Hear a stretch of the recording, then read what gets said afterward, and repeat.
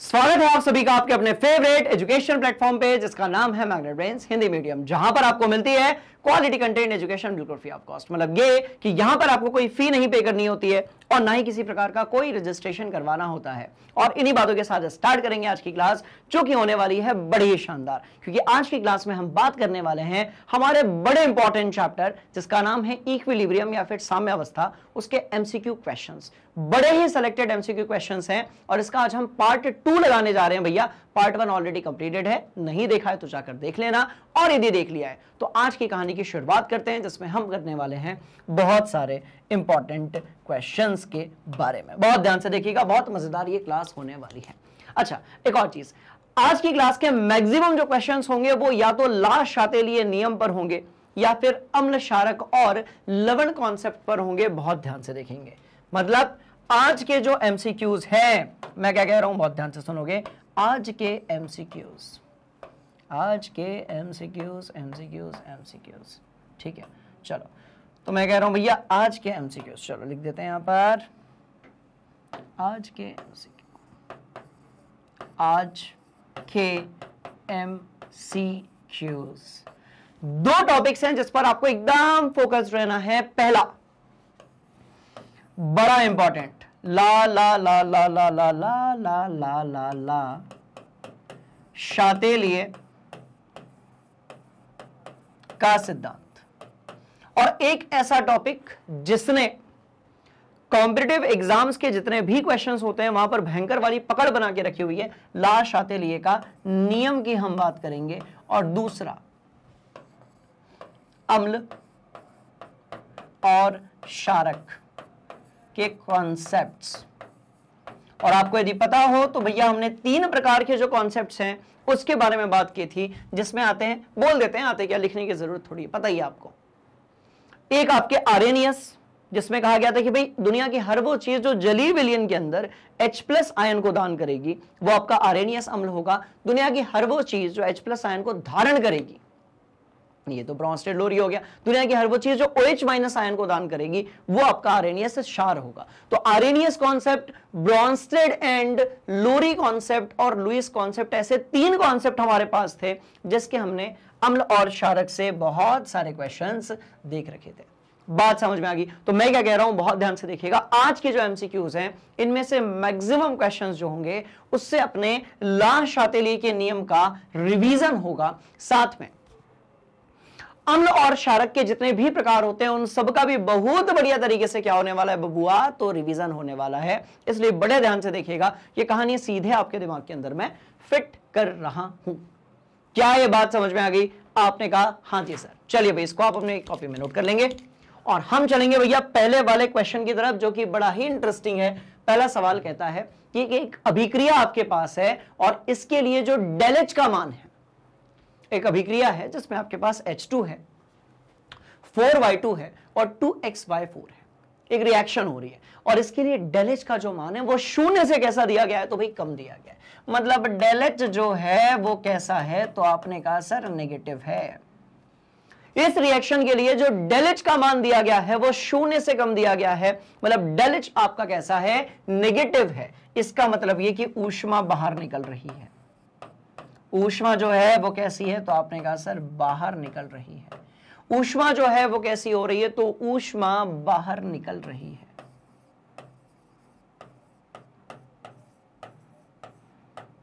ऊष्मा जो है बाहर निकल रही है, मतलब ये रिएक्शन कैसी होगी, ऊष्माक्षेपी होगी।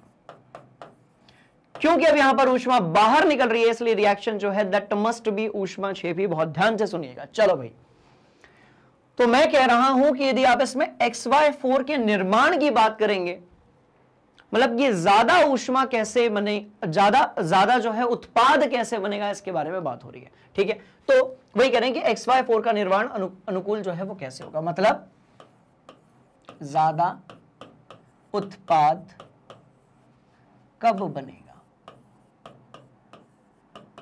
ज्यादा उत्पाद जो है वो कब बनेगा, ये यहां पर क्वेश्चन पूछा गया है कि भाई जो ज्यादा उत्पाद है वो कब बनेगा। तो ध्यान से देखिएगा भाई, ऊष्माक्षेपी अभिक्रिया है, मतलब ऑलरेडी ऊष्मा बाहर निकल रही है, ऑलरेडी तापमान बढ़ रहा है। ठीक है, ऊष्माक्षेपी है, इसका मतलब ताप जो है वो कैसा हो रहा है, ऑलरेडी बढ़ रहा है। ताप जो है कैसा हो रहा है भाई, ऑलरेडी बढ़ रहा है, आपको बढ़ाने की जरूरत नहीं है, ऊष्माक्षेपी अभिक्रिया है। तापमान जो है वो कैसा हो रहा है, तो आपने कहा सर ऑलरेडी तापमान कैसा हो रहा है भाई, बढ़ रहा है। अब देखो तापमान बढ़ रहा है तो रिएक्शन जब होगी तो तापमान बढ़ेगा। आपको तापमान बढ़ाने की जरूरत नहीं है, आपको तापमान कम करने की जरूरत है। आप जितना तापमान कम करेंगे, ला शातेलिए के नियम के हिसाब से हमेशा अभिक्रिया जो है वो विरोध करती है आपके जो भी प्रयास किया है उसका।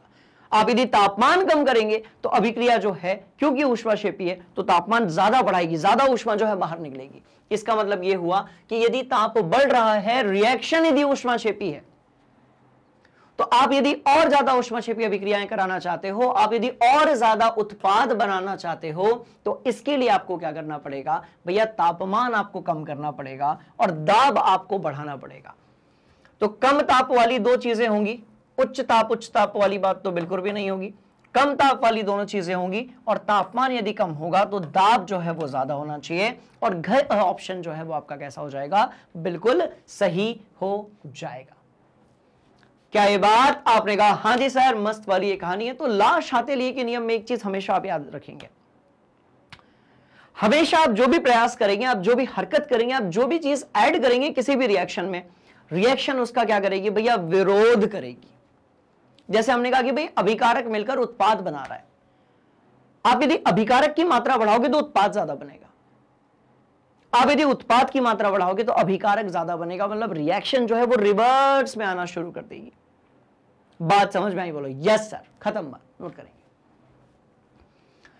तो ये था हमारा पहला क्वेश्चन।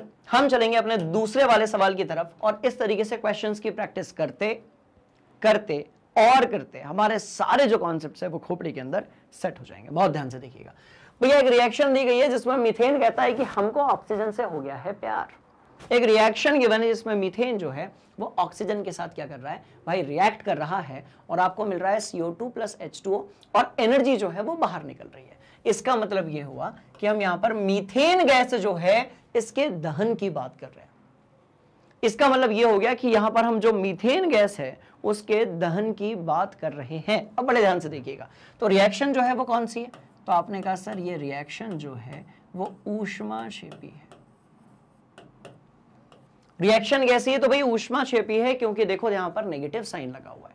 और किसी भी चीज का जब आप दहन करते हो, कोई भी ईंधन जब जलता है, जब आप दहन करते हो, तो भाई सीधी सी बात है ऊष्मा बाहर निकलती है, तो ये ऊष्माक्षेपी आपकी हो गई। बोलो यस सर, खत्म बात। चलो, अब पूछा गया है कि निम्न में से कौन सा कथन जो है वो सत्य नहीं है। सत्य नहीं है मतलब गलत है, गलत है, गलत है, गलत है। बात समझ में आ गई? सत्य नहीं है मतलब कैसा है भाई, गलत है। कौन सा कथन यहां पर दिया गया है जो आपका गलत है, इसके बारे में बात हो रही है। चलो भाई, क्या CO2 और H2O की सांद्रताएं समान नहीं है? हाँ, CO2 आपका जो है 1 मोल बना रहा है, H2O जो है वो 2 मोल बना रहा है, दोनों की सांद्रताएं समान नहीं है। ये तो भैया बिल्कुल सही बात हो गई, और हमारा टारगेट गलत ऑप्शन जो है उसको सेलेक्ट करना है। तो पहला ऑप्शन तो सही है। दूसरा, अभिक्रिया के लिए जो साम्यता स्थिरांक होगा Kp, जिसको कहा जा रहा है, ध्यान से देखोगे Kp कहा जा रहा है और लिखा है सांद्रता के रूप में, और वो भी गलत। Kp कहा जा रहा है और Kp जो है वो अपना क्या होगा, तो आपने कहा सर Kp ना सिर्फ हमारे गैसीय जो उत्पाद या अभिकारक है उसी के लिए होगा, और वो होगा आपका CO2 डिवाइड बाय कितना होगा, तो आपने कहा सर यहां पर CH4 होगा। Kp है ना, तो आपका दाब के रूप में होगा। CO2 यहां होगा, यहां पर आपका P ऑफ CH4 होगा, और यहां पर आपका P ऑफ O2 होगा, और यहां पर स्क्वायर होगा। क्या बात समझ में आ गई?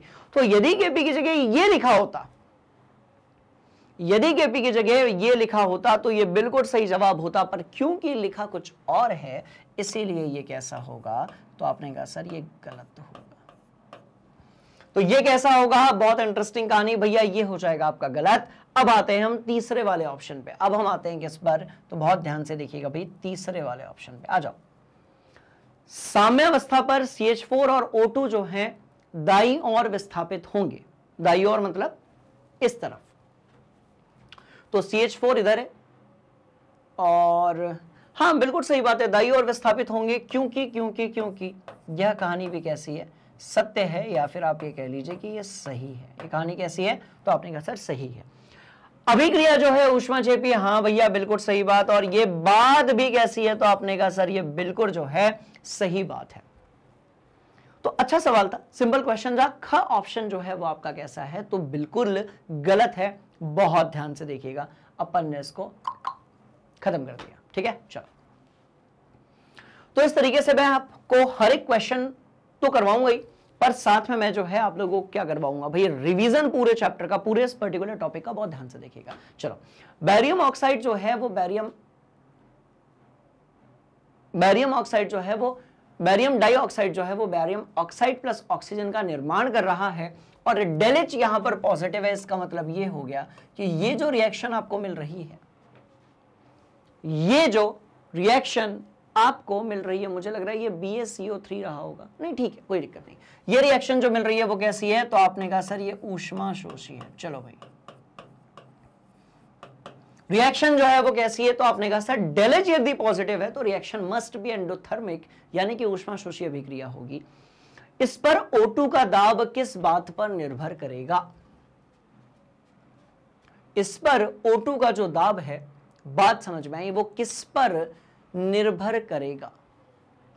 ध्यान से देखिएगा, सारे ऑप्शंस बड़े इंटरेस्टिंग हैं। देखो, BaO2 के द्रव्यमान में वृद्धि नहीं, क्योंकि रिएक्शन जब आपकी ऊष्माशोषी है, इसका मतलब हमें क्या करना पड़ेगा। देखो भैया, जितना आप ताप बढ़ाओगे, जितना आप तापमान दोगे, जितनी आप ऊष्मा दोगे, जितनी आप ऊष्मा देंगे, जितना आप तापमान देंगे किसी भी अभिक्रिया को, उतना ज्यादा उत्पाद का निर्माण होगा। मतलब ऊष्माशोषी है तो क्या करना पड़ेगा, तो आपने कहा सर बहुत ही आसान, क्या करना पड़ेगा, तो भैया तापमान जो है इसको हमको बढ़ाना पड़ेगा। जैसे जैसे आप तापमान बढ़ाएंगे वैसे वैसे, मैं क्या कह रहा हूं, बड़े ध्यान से सुनिएगा, जैसे जैसे आप तापमान बढ़ाओगे वैसे वैसे रिएक्शन फास्ट होगी, राइट, और आपका उत्पाद ज्यादा बढ़ेगा। तो भाई सीधी सी बात है, ये भी गलत है, ये बिल्कुल सही है और ये भी गलत है। तो द्रव्यमान वाली बात ही नहीं है। साम्यावस्था पर आप यदि ताप में वृद्धि करेंगे तो उतनी ही ज्यादा ऊष्मा का अवशोषण होगा और उतना ही ज्यादा उत्पाद जो है उसका क्या होगा, तो आपने कहा सर निर्माण होगा। मस्त वाली का नोट कर, चलो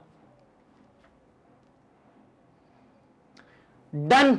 आपने कहा हाँ जी सर, बहुत बढ़िया, आ जाओ।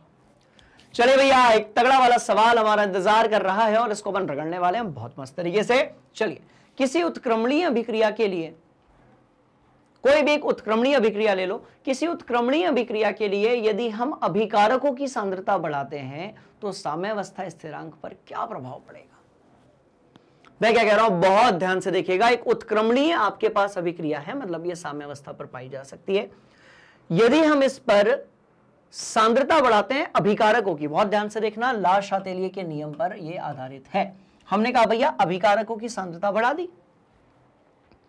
अरे मैं कह रहा हूं भाई अभिकारकों की यदि सांद्रता आपने बढ़ा दी तो उत्पाद की सांद्रता पे भी तो कोई असर पड़ेगा। बिल्कुल सही पड़ेगा, बिल्कुल पड़ेगा, कि अभिकारक जैसे जैसे बढ़ाते जाओगे वैसे वैसे उत्पाद जो है वो भी बढ़ता जाएगा। मतलब ये कि जब आप साम्यावस्था स्थिरांक लिखते हो तो कैसे लिखते हो, देखो x जो है वो क्या दे रहा है भाई, y दे रहा है, तो जब आप Kc लिखोगे तो ये क्या हो जाएगा, तो भैया y की सांद्रता बटे बेटा x की सांद्रता। अब मैं यहां पर कह रहा हूं कि अभिकारकों की सांद्रता बढ़ा रहे हैं।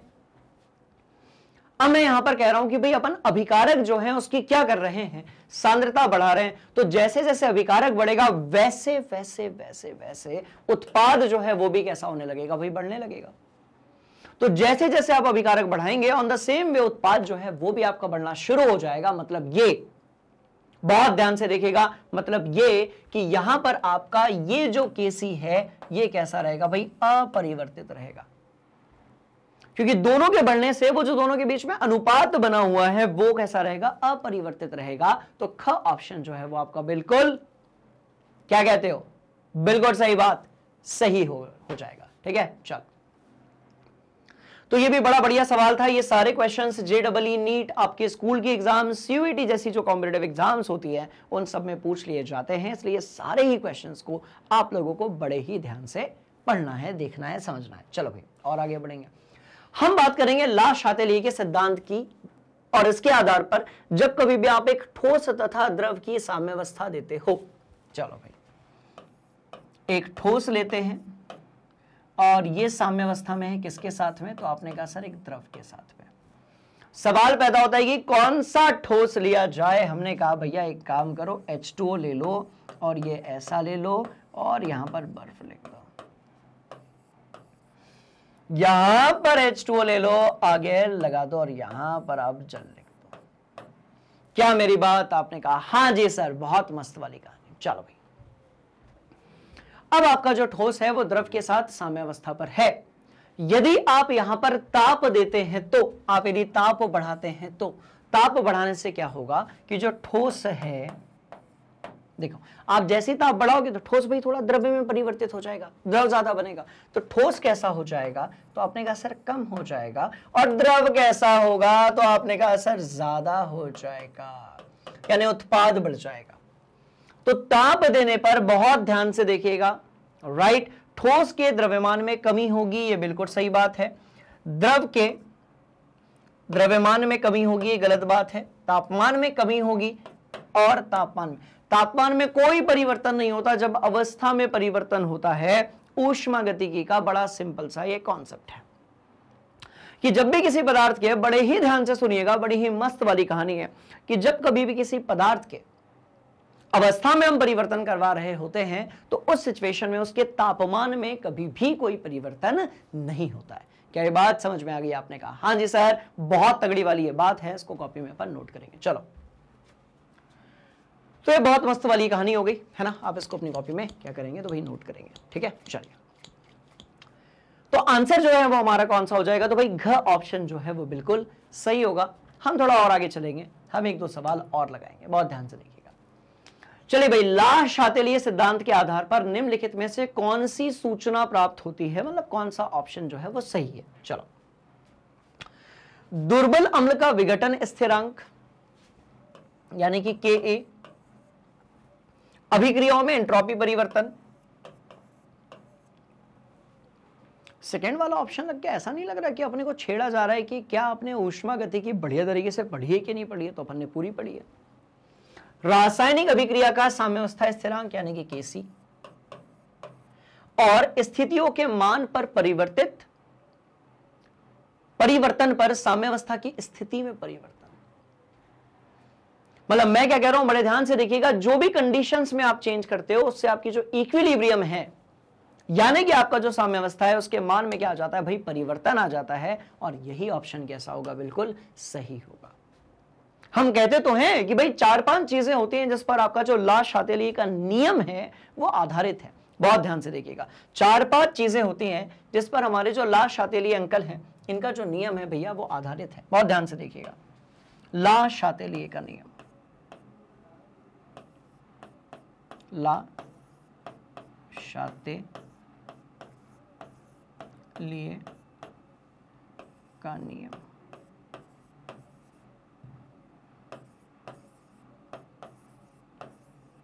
ला शातेलिए का हम क्या देखने जा रहे हैं भाई, नियम देखने जा रहे हैं, ठीक है, जो कि ये कहता है, बहुत ध्यान से देखिएगा, जो कि कहता क्या है। कहता तो बड़ी मस्त चीज है, पर क्या कहता है वो भी अपन देख लेते हैं थोड़ा सा। देखो, नहीं रुको, ला शातेलिए का नियम कि आपकी जो अभिक्रिया होती है भैया वो कुछ एक चीजों पर क्या करती है, आधारित होती है।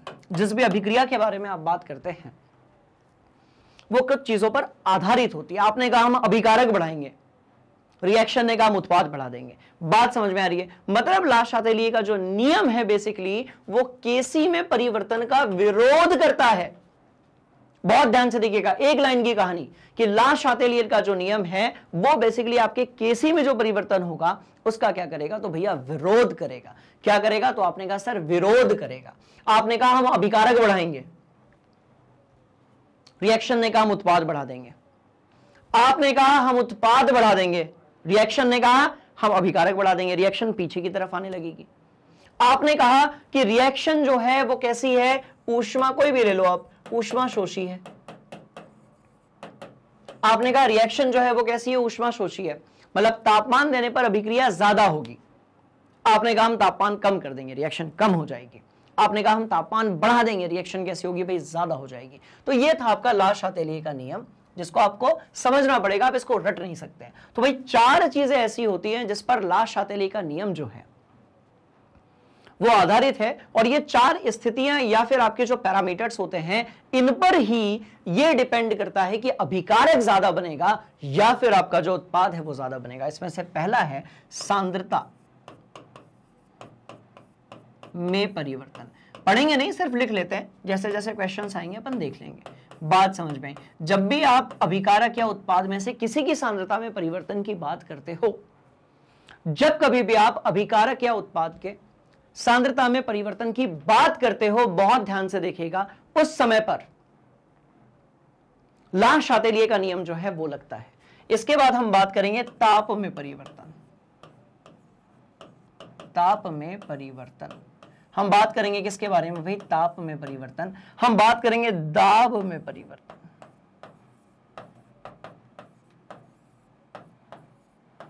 हम बात करेंगे किसके बारे में, तो आपने कहा सर दाब में परिवर्तन, ताप में परिवर्तन, सांद्रता में परिवर्तन, दाब में परिवर्तन, और अक्रिय गैस जो होती है ना, कैटलिस्ट का कोई असर नहीं होगा, उत्प्रेरक जो है उसका कोई भी असर नहीं होगा, पर अक्रिय गैस, बात समझ में आ रही है, अक्रिय गैस मिलाने पर या अक्रिय गैस का प्रभाव अपन देख सकते हैं, का प्रभाव। और इन सब के भी हम क्या देखते हैं भाई, प्रभाव किस पर, तो अभिक्रिया पर, कि अभिक्रिया जो है वो अभिकारक की तरफ जा रही है या फिर उत्पाद की तरफ जा रही है या फिर साम्यावस्था पर बनी हुई है। ये सारी चीजें हम बताते हैं किससे, ला शातेलिए के नियम के हिसाब से। और डीप में यदि इसके बारे में जानना है तो पूरा एक लेक्चर जो है वो मैंने ली शटरलियस प्रिंसिपल, या फिर हिंदी में कहें ला शातेलिए का नियम, इस पर डिजाइन किया हुआ है, आप जाकर देख सकते हैं, कोई दिक्कत वाली बात बिल्कुल नहीं। ठीक है, चलो, तो आप ये सारे पॉइंट्स को अपनी कॉपी में जैसे ही आपने नोट किया, हमने कहा भाई ये तो बड़ी मस्त वाली बात हो गई। तो जैसे जैसे आप स्थितियों में परिवर्तन करोगे, से साम्यावस्था की स्थिति में जो भी परिवर्तन होगा वो किस पर आधारित है, तो आपने कहा सर ला शातेलिए के नियम पर। बात समझ में आई? चलो भाई, और इसके हमने बहुत सारे क्वेश्चंस देख लिए हैं, ठीक है, आप नोट करेंगे। तो ये ऑप्शन अपना बिल्कुल सही है। अब हम इस कहानी को थोड़ा और आगे लेकर चलेंगे। हम बात करेंगे कि निम्न यौगिकों में से किसका जलीय विलयन विद्युत धारा का सबसे अच्छा सुचालक है।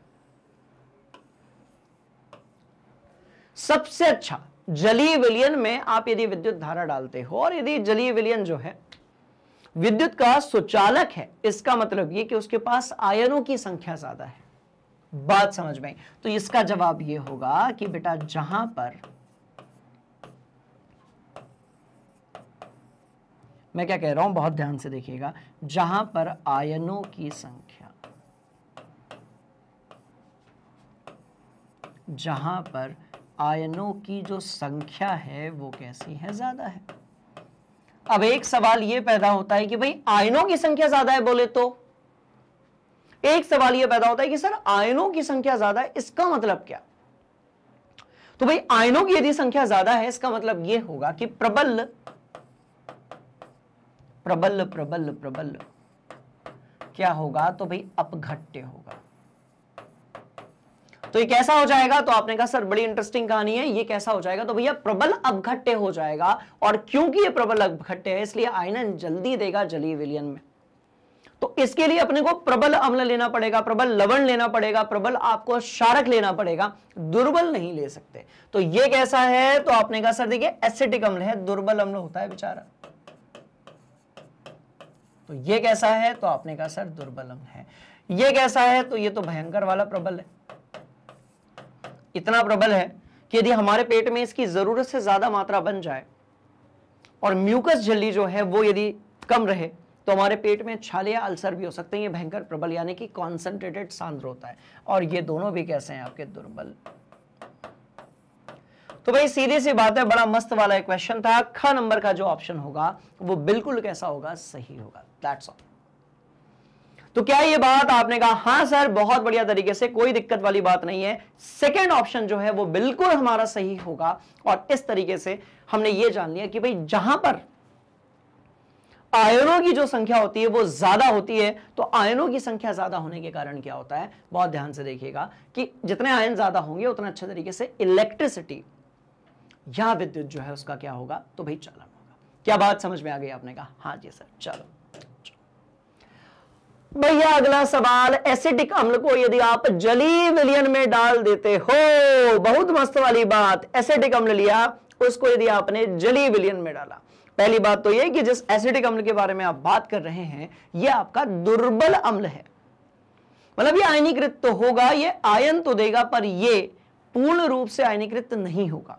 मतलब ये कि यदि हम इसके लिए रिएक्शन लिखते हैं तो मैंने कहा CH3 है, COOH है, और जब आप इसको जलीय विलयन में डाल देते हो तो उस समय पर आपको क्या मिलेगा, तो बहुत ध्यान से देखिएगा, CH3OO नेगेटिव का जलीय विलयन आयन मिलेगा, साथ में आपको H3O प्लस, H प्लस नहीं लिखते, H प्लस मत लिखिए, H3O प्लस लिखिए, ज्यादा सटीक और ज्यादा सही है, एक्वस में आपको ये मिलेगा। ठीक है, तो ये दोनों चीजें तो अपने को मिल ही रही हैं। अब ये दोनों ऑप्शन हर बच्चा टिक लगाता है, हर बच्चे को लगता है कि सर ये सही जवाब होगा, पर बाबू यहां पर एक कहानी में ट्विस्ट है, और वो ये है कि जिस चीज के बारे में आप बात कर रहे हो वो चीज कैसी है, तो आपने कहा सर ये तो दुर्बल अपघट्य है, और यदि ये दुर्बल अपघट्य है इसका मतलब ये कि पूरी तरीके से आपका जो एसिटिक अम्ल है वो आयनीकृत नहीं होगा, इसका मतलब ये कि कुछ मात्रा में ये भी अपने को मिलेगा। तो जहां पर ये 3 दिए गए हैं वो अपना सही जवाब होगा,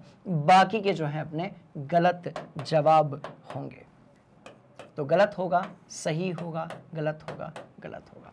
तो बहुत ध्यान से आपको इस क्वेश्चन को देखना था, बड़ा बेसिक क्वेश्चन था, पर बहुत सारे बच्चे ओवर कॉन्फिडेंस में, देखो बड़ी इंपॉर्टेंट चीज बता रहा हूं, बहुत सारे क्लास के नन्हे मुन्ने चुन्नू मुन्नू स्टूडेंट जो हैं बच्चे ओवर कॉन्फिडेंस में कई बार इस प्रकार के क्वेश्चंस को गलत कर देते हैं कि अरे सर एसिटिक अम्ल है सीधे ये दोनों आयन मिलेंगे। नहीं बेटा, सारे के सारे आयन्स आपको मिलेंगे, क्योंकि ये पूरी तरीके से वियोजित होने वाला नहीं है। तो यहां पर आपका ऑप्शन आ गया, हमने कहा भाई जब ऑप्शन ही आ गया तो थोड़ा और आगे बढ़ते हैं, बात करते हैं कि भाई ब्रॉन्स्टेड अम्ल H2O HF के लिए संयुग्मी क्षारक क्या है। अब ये जो संयुग्मी क्षारक है, संयुग्मी अम्ल है, ब्रॉन्स्टेड एंड लोरी अम्ल है और ब्रॉन्स्टेड एंड लोरी क्षारक है, इसके बारे में एक कहानी को दिमाग के अंदर फिट कर लेते हैं और फिर बढ़ते हैं आगे। उठा लो कोई भी एक, उठा लो रे भैया, कोई दिक्कत नहीं, चलो उठा लो कोई भी एक, ये लो। मैंने कहा एक काम करते हैं, पानी में मिलाते हैं HCl। चलो मैंने कहा भाई HCl लेते हैं और उसको किस में मिलाते हैं, भाई पानी में मिलाते हैं। अब HCl तो अम्ल है, बिना H प्लस आयन दान किए वो मानने वाला नहीं है, उसकी आत्मा को शांति नहीं मिलने वाली है। तो वो पता है क्या करेगा, वो H प्लस आयन डोनेट कर देगा और खुद जो है Cl नेगेटिव एक्वस बना लेगा। साथ में जो पानी था आपका वो H प्लस आयन को क्या करेगा, तो भैया प्राप्त कर लेगा। आप यदि H2O में H प्लस आयन को जोड़ दोगे, आप यदि H2O में H प्लस आयन को जोड़ दोगे तो मिलेगा क्या, वही तो मिलेगा। बात समझ में आई? तो बड़ी इंटरेस्टिंग कहानी कि HCl में जैसे ही आपने H2 को मिलाया आपको क्या मिला, Cl नेगेटिव मिला, H3O प्लस मिला, राइट, ये दोनों आयन आपको मिल गए। अब आप मुझे बताओ कि इसमें अम्ल क्या होगा, क्षार क्या होगा, आपका संयुग्मी क्षारक क्या होगा और संयुग्मी आपका जो है अम्ल क्या होगा, जल्दी से बताओ फिर अपन आगे बढ़ते हैं। तो आपने कहा सर देखिए बड़ी इंटरेस्टिंग कहानी है, हमारे जो ब्रॉन्स्टेड एंड लोरी अंकल थे, ब्रॉन्स्टेड एक नाम, लोरी एक नाम, दोनों एक नाम नहीं है भैया। देखो सुनो मेरी बात बड़े ध्यान से, बहुत सारे बच्चे ब्रॉन्स्टेड को नाम समझते हैं, लोरी को सरनेम समझते हैं, ऐसा कछु नहीं है। क्या मेरी बात, आपने कहा हां जी सर। तो ब्रॉन्स्टेड जो है, ब्रॉन्स्टेड और लोरी दोनों ने कहा था कि भैया जो चीज H प्लस आयन देगी उसको अपन बोलेंगे क्या, अम्ल, और जो चीज H प्लस आयन धारण करेगी वो आपका हो जाएगा क्षारक।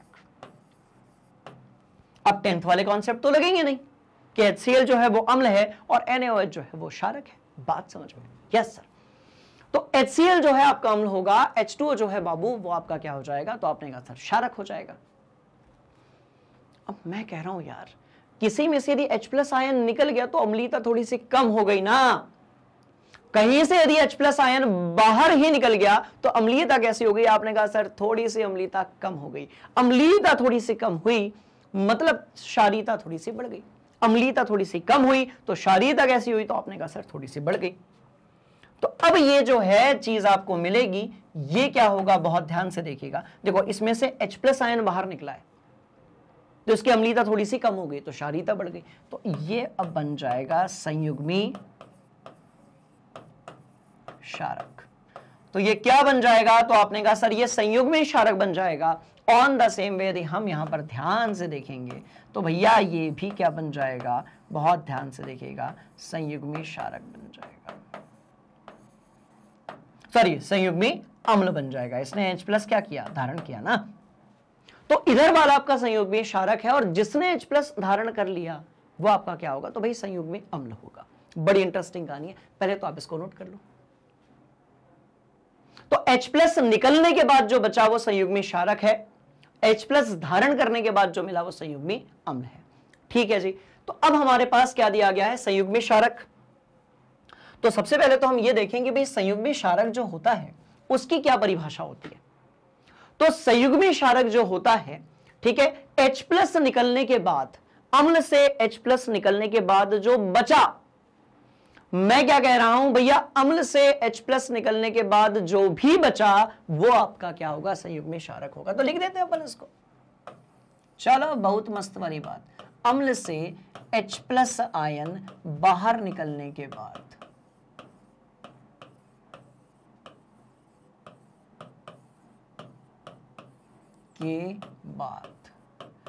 क्या कहा जा रहा है? बहुत ध्यान से देखिएगा, जो बचा H प्लस आयन डोनेट करा दो। बच्चे को अच्छे से लिख देते हैं, बात समझ में आई? मैं क्या कह रहा हूं भाई? H प्लस आयन डोनेट करा दो। H प्लस आयन को करो तो बाहर निकाल। जैसी H प्लस आयन बाहर निकला, अब जो बचा, जैसी H प्लस आयन निकला, अब जो बचा वो आपका क्या है? तो आपने कहा सर बहुत सिंपल है, संयुग्मी क्षारक है। चलो H प्लस आयन बाहर निकालते हैं दोनों से।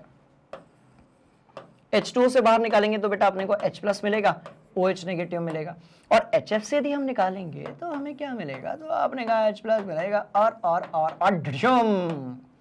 बहुत मस्त वाली बात, बहुत मस्त वाली बात। ये दोनों में से H प्लस आयन बाहर निकल चुका है, ये दोनों ही क्या होंगे? तो भैया सुनो मेरी बात ध्यान से, बस ऐसा करते करते ढेर सारे क्वेश्चंस की प्रैक्टिस कर लो, ऑटोमेटिकली कहानी जो है खोपड़ी के अंदर सेट हो जाती है। नोट किया जाए। चलिए क्लियर? आपने कहा हाँ जी सर कहानी एकदम क्लियर है। तो भैया लास्ट वाला जो है वो अपना क्या हो जाएगा? सही जवाब हो जाएगा। लास्ट वाला ऑप्शन जो है वो आपका क्या हो गया? तो भाई सही हो गया। क्या बात क्लियर? आपने कहा हाँ जी सर, नोट किया जाए। चलिए भाई पक्का।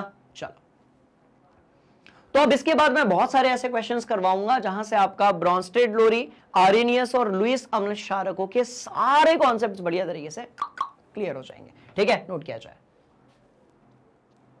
वो भी बहुत तगड़े वाले तरीके से। ठीक है, चलो आ जाओ। तो अगला सवाल हमसे कहता है कि निम्न में से कौन ब्रॉन्स्टेड अम्ल और ब्रॉन्स्टेड क्षार दोनों के रूप में कार्य नहीं कर सकता? तो देखो दोनों का मतलब क्या है? ब्रॉन्स्टेड अम्ल और ब्रॉन्स्टेड क्षार। ब्रॉन्स्टेड अम्ल जो है वो H प्लस दान कर सकता है।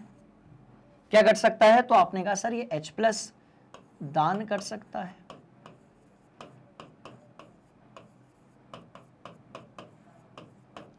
ये बहुत अच्छा सवाल है। और ब्रॉन्स्टेड क्षार कहता है कि मैं H प्लस धारण कर सकता हूं। बहुत ध्यान से देखिएगा, ब्रॉन्स्टेड अम्ल कहता है कि भैया हम H प्लस आयन जो है वो दान कर सकते हैं। ब्रॉन्स्टेड क्षारक कहता है कि हम H प्लस को धारण कर सकते हैं। तो ये जो आपको HCO3 दिख रहा है ये दान भी कर सकता है। देखो जिसके ऊपर नेगेटिव चार्ज है, बहुत ध्यान से सुनना, मैं कह रहा हूं भाई जिसके ऊपर नेगेटिव चार्ज है वो पॉजिटिव को धारण कर ही लेगा।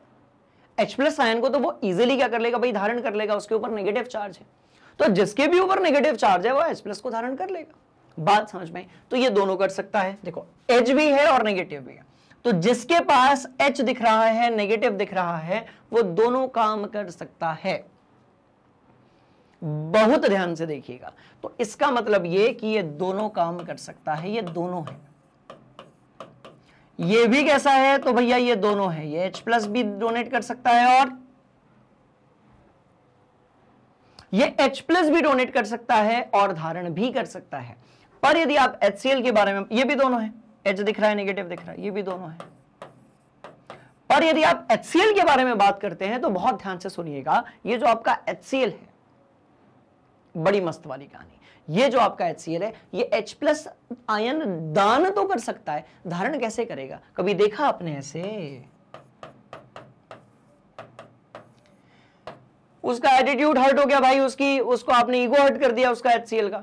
ऐसे थोड़ी होता है, वो कह रहा है दुनिया से कि मैं खुद जब सबको H प्लस आयन डोनेट करते फिरता हूं, तो वो कौन पैदा हो गया जो मुझे H प्लस आयन देगा? बात समझ में आई? तो ये इसको नहीं देने वाला, मतलब आपको कभी भी ये नहीं मिला होगा, ये ऐसा कुछ नहीं होता। तो H प्लस आयन दान तो कर सकता है ये भाई, पर ये जो है धारण नहीं कर सकता है, इसीलिए ये दोनों नहीं है, ये सिर्फ क्या है, ये सिर्फ एक अम्ल की भांति बिहेव करेगा, राइट? सिर्फ अम्लीय रूप से ये बिहेव करेगा, ये बिल्कुल भी क्षारकीय नहीं बिहेव करेगा। क्लियर है कहानी? बोलो yes sir, yes sir, yes sir. मस्त वाली बात। क्या हमें ये प्रूव करना है कि वो दोनों कैसे, ये दोनों कैसे, ये दोनों कैसे? कोई एक कर देता हूं भाई, नीचे वाला कर देता हूं, ठीक है? बहुत ध्यान से देखना, HSO4 नेगेटिव है, इसमें आप H प्लस जोड़ दीजिए और ये आपका फेवरेट आपका एसिड बन जाएगा H2SO4। HSO4 नेगेटिव में आप H प्लस निकाल दीजिए and this will turn into what? Sulphate ion. And this will turn into what? आपने कहा सर बड़ी ही इंटरेस्टिंग कहानी है, ये बन गया क्या? Sulphate ion. ये क्या बन गया? बहुत ध्यान से देखिएगा, सल्फेट आयन। ठीक, तो बड़ी मस्त वाली जो है कहानी है। क्लियर है कहानी? इस कहानी को अपनी कॉपी में नोट करेंगे, हम आगे बढ़ेंगे, थोड़ा और मजा लेंगे। चलो चलिए भैया, तो ये वाली तो बात एकदम क्लियर हो गई। अब हम कहते हैं कि हम अगला वाला जो सवाल है उसको दिमाग में फिट करते हैं कि निम्न में से कौन सा फ्लोरो यौगिक सर्वाधिक रूप से लुईस क्षार की तरह व्यवहार करेगा? बहुत ध्यान से देखिएगा, बात यहां पर कवि कर रहे हैं फ्लोरो यौगिक के बारे में। फ्लोरो यौगिक बोले तो एक ऐसा यौगिक जो कि फ्लोरीन से मिलकर बना हुआ है, कोई भी और तत्व उसमें हो सकता है, पर फ्लोरीन उसमें मस्ट होना चाहिए। जैसे कि यदि आप बात करेंगे तो भाई carbon tetrafluoride, silicon tetrafluoride, boron fluoride और आपका जो है फास्फोरस फ्लोराइड। बात समझ में आई? आपने कहा हां जी सर। अब पूछा गया कि भाई लुईस क्षार क्या होता है, तो बहुत ध्यान से देखिएगा, लुईस क्षार की एक मस्त वाली कहानी है कि भैया जो इलेक्ट्रॉन युग्म, युग्म क्या होता है? तो भाई पेयर होता है, जोड़ी होती है। बात समझ में? क्या कर सके? दान कर सके, शेयर कर सके। अब इलेक्ट्रॉन यदि आप दान करना चाहते हो, शेयर करना चाहते हो, तो भैया इसके लिए पहले तो आपके पास इलेक्ट्रॉन पेयर होना चाहिए, इलेक्ट्रॉन युग्म होना चाहिए। आपने कहा हां जी सर, बिल्कुल सही वाली बात है। तो मैं कह रहा हूं भाई सबका अपन स्ट्रक्चर बना लेते हैं। तो कार्बन के पास तो कोई भी इलेक्ट्रॉन नहीं है जो कि फ्री हो, कार्बन के पास कोई भी इलेक्ट्रॉन फ्री है ही नहीं। जैसा कार्बन के साथ होगा वैसा ही उसके मौसी के बेटे सिलिकॉन के साथ होगा। अब BF3 की यदि आप बात करेंगे तो बोरॉन की अंतिम कक्षा में कुल मिलाकर कितने इलेक्ट्रॉन्स होते हैं? तो भाई 3 होते हैं, 3 के साथ वो कनेक्ट कर चुका है। पर यदि आप PF3 की बात करते हैं तो आप जानते हैं कि फास्फोरस जो है वो आपके 15वें समूह में आता है और इसके अंतिम कक्षा जो है उसमें 5 इलेक्ट्रॉन पाए जाते हैं, 3 के साथ उसने आबंध बना लिया है। और भाई जो 2 हैं वो कैसे हैं? तो आपने कहा बिल्कुल फ्री हैं। इसका मतलब ये हो गया कि ये जो है एक प्रकार का क्या कर सकता है भाई, इलेक्ट्रॉन पेयर को, युग्म को शेयर कर सकता है। और जैसे ही इसने इलेक्ट्रॉन पेयर को, युग्म को शेयर किया, वैसे ही ये क्या बन गया? तो बहुत ध्यान से देखिएगा, लुईस क्षार बन गया। तो इस तरीके से ऐसे सारे यौगिक या फिर आपके आयन जिनके पास इलेक्ट्रॉन युग्म है वो आपके आवेशित भी हो सकते हैं और आपके उदासीन भी हो सकते हैं। बात समझ में आई? बोलो यस सर। जिसके पास भी इलेक्ट्रॉन युग्म है वो सारे के सारे आपके क्या हैं? लुईस क्षार हैं। जैसे कि यदि आप ध्यान से देखें तो भाई अमोनिया आपका हो गया। आप यदि ध्यान से देखें तो आपका क्या हो गया? तो ये देखो फॉस्फीन, इसे हम कहते हैं PF3 की यदि आप बात, नहीं फॉस्फीन PS3 होता है, ठीक है? तो ये आपका PF3 हो गया, PF3 हो गया। और यदि आप ध्यान से देखें तो भैया OH नेगेटिव हो गया, CN नेगेटिव हो गया, O22 माइनस हो गया। तो ये जितनी भी चीजें आप देख रहे हो, ये सारी की सारी जो चीजें हैं इनके पास में इलेक्ट्रॉन युग्म पाए जाते हैं। मुक्त इलेक्ट्रॉन युग्म पाए जाते हैं और ये कैसा बिहेव करेंगे, तो भाई लुईस क्षारक जैसा बिहेव करेंगे। तो आपने कहा सर कहानी एकदम चकाचक है, अपन क्रॉस चेक करते हैं और आंसर अपना आ चुका है PF3। PF3 जो है वो अपना क्या होगा, बिल्कुल सही जवाब होगा। और इसी के साथ हम मूव करते हैं अगले वाले क्वेश्चन की तरफ, जो कि और भी ज्यादा इंटरेस्टिंग है कि निम्न में से किसकी सबसे कम लुईस क्षार की तरह व्यवहार करने की संभावना है। तो जो सबसे कम लुईस क्षार की तरह व्यवहार करेगा वो कैसा होगा, तो आपने कहा सर सबसे, तो आपने कहा कि सर ये कैसा होगा, तो सबसे अधिक लुईस अम्ल की तरह, सबसे अधिक जो है लुईस अम्ल की तरह बिहेव करेगा। और ये क्या होगा आपका, तो CO है, F नेगेटिव है, BF3 और PF3 है। देखो बड़ी इंटरेस्टिंग कहानी, लुईस अम्ल वो होता है जिसका बिहेवियर लुईस क्षार से जस्ट अपोजिट होता है। लुईस क्षार का कहना है कि भैया हम इलेक्ट्रॉन पेयर को दान करेंगे, लुईस अम्ल का कहना है कि नहीं नहीं हम इलेक्ट्रॉन पेयर को दान नहीं करेंगे, हम इलेक्ट्रॉन का जो पेयर है उसको क्या करेंगे भाई, ग्रहण करेंगे, हम उसको धारण करेंगे। बात समझ में आ गई? आपने कहा हाँ जी सर। चलो तो एक काम करते हैं, सबके पास में इलेक्ट्रॉन कितने हैं उसके बारे में हम थोड़ा सा जो है बना लेते हैं यहां पर कहानी। तो भाई ये तो लुईस क्षार बन जाएगा, F नेगेटिव का देख लेते हैं, 1 2 3 4 5 6 7 और एक इलेक्ट्रॉन इसने क्या किया है, तो आप बोलेंगे सर इसने एक इलेक्ट्रॉन बाहर से धारण किया इसलिए नेगेटिव। BF3 का यदि आप बोलेंगे तो कुछ भी नहीं है, PF3 का यदि आप बोलेंगे तो भैया 1 2 और ये यहां पर 3। तो इनमें ऐसा कौन है जो इलेक्ट्रॉन के युग्म को क्या कर सके भाई, धारण कर सके? इसमें ऐसा कौन है जो इलेक्ट्रॉन के युग्म को धारण कर सके? मैं युग्म थोड़े बड़े बना देता हूं, ठीक है। चलो तो इनमें से ऐसा कौन है जो इलेक्ट्रॉन के युग्म को थोड़ा सा क्या कर सके, बहुत ध्यान से देखिएगा, धारण कर सके। तो आप कहेंगे सर एक ही बेचारा है जो कि इलेक्ट्रॉन के युग्म को धारण करने वाला है और उसको अपन क्या बोलेंगे भाई, BF3 बोलेंगे। और ये सबसे बुरा लुईस क्षार होगा, या फिर आप ये कह लो कि ये सबसे अच्छा या अधिक जो है लुईस क्षार की तरह बिहेव करेगा। तो यही अपना जो है सही जवाब हो जाएगा। तो कहानी क्लियर हो गई। तो भाई जब भी बात लुईस की आएगी आपके दिमाग में सिर्फ एक चीज आएगी कि यदि लुईस क्षार है तो इलेक्ट्रॉन युग्म को दान करेगा, यदि लुईस अम्ल है तो इलेक्ट्रॉन पेयर को या इलेक्ट्रॉन युग्म जो है उसको धारण करेगा। बड़ी इंटरेस्टिंग वाली कहानी है। हम चलेंगे अगले वाले क्वेश्चन के तरफ। आइए भाई, पूछा गया है कि इन सब में सबसे ज्यादा प्रबलतम अम्ल कौन सा है, तो बहुत ध्यान से देखेंगे भाई, सबसे प्रबलतम अम्ल वो होगा जो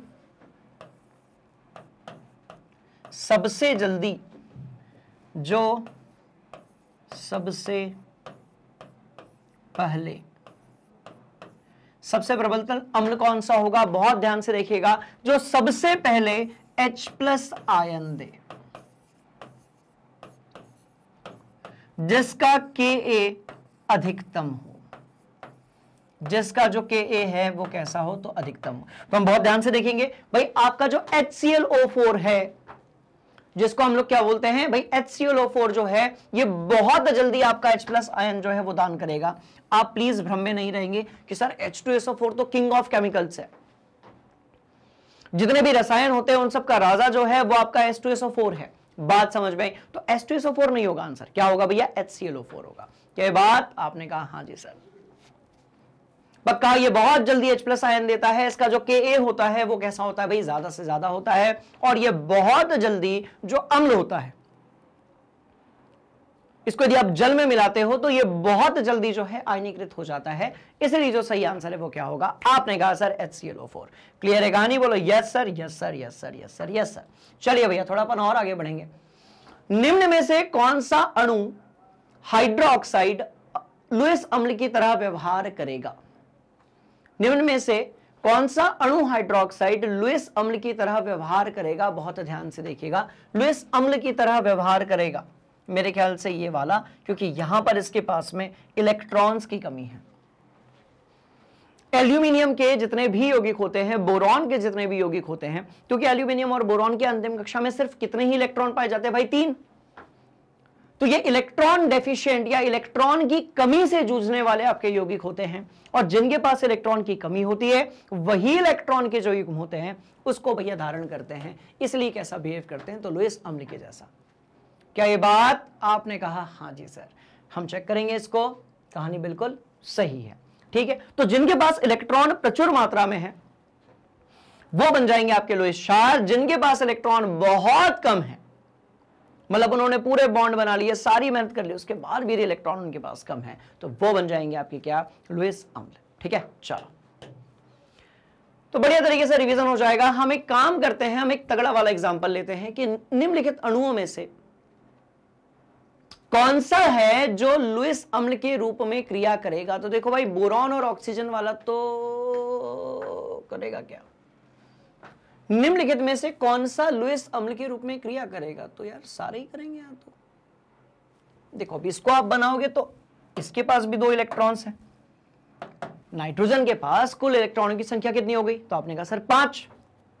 अंतिम कक्षा में जब मैं कहता हूं कुल इलेक्ट्रॉन, तो हम बात करते हैं सिर्फ अंतिम कक्षा की, अंदर की बात नहीं करते। ठीक, तो मैं कह रहा हूं भैया नाइट्रोजन के अंतिम कक्षा में 5 इलेक्ट्रॉन, 3 से बॉन्ड बना लिया, 2 बच गए।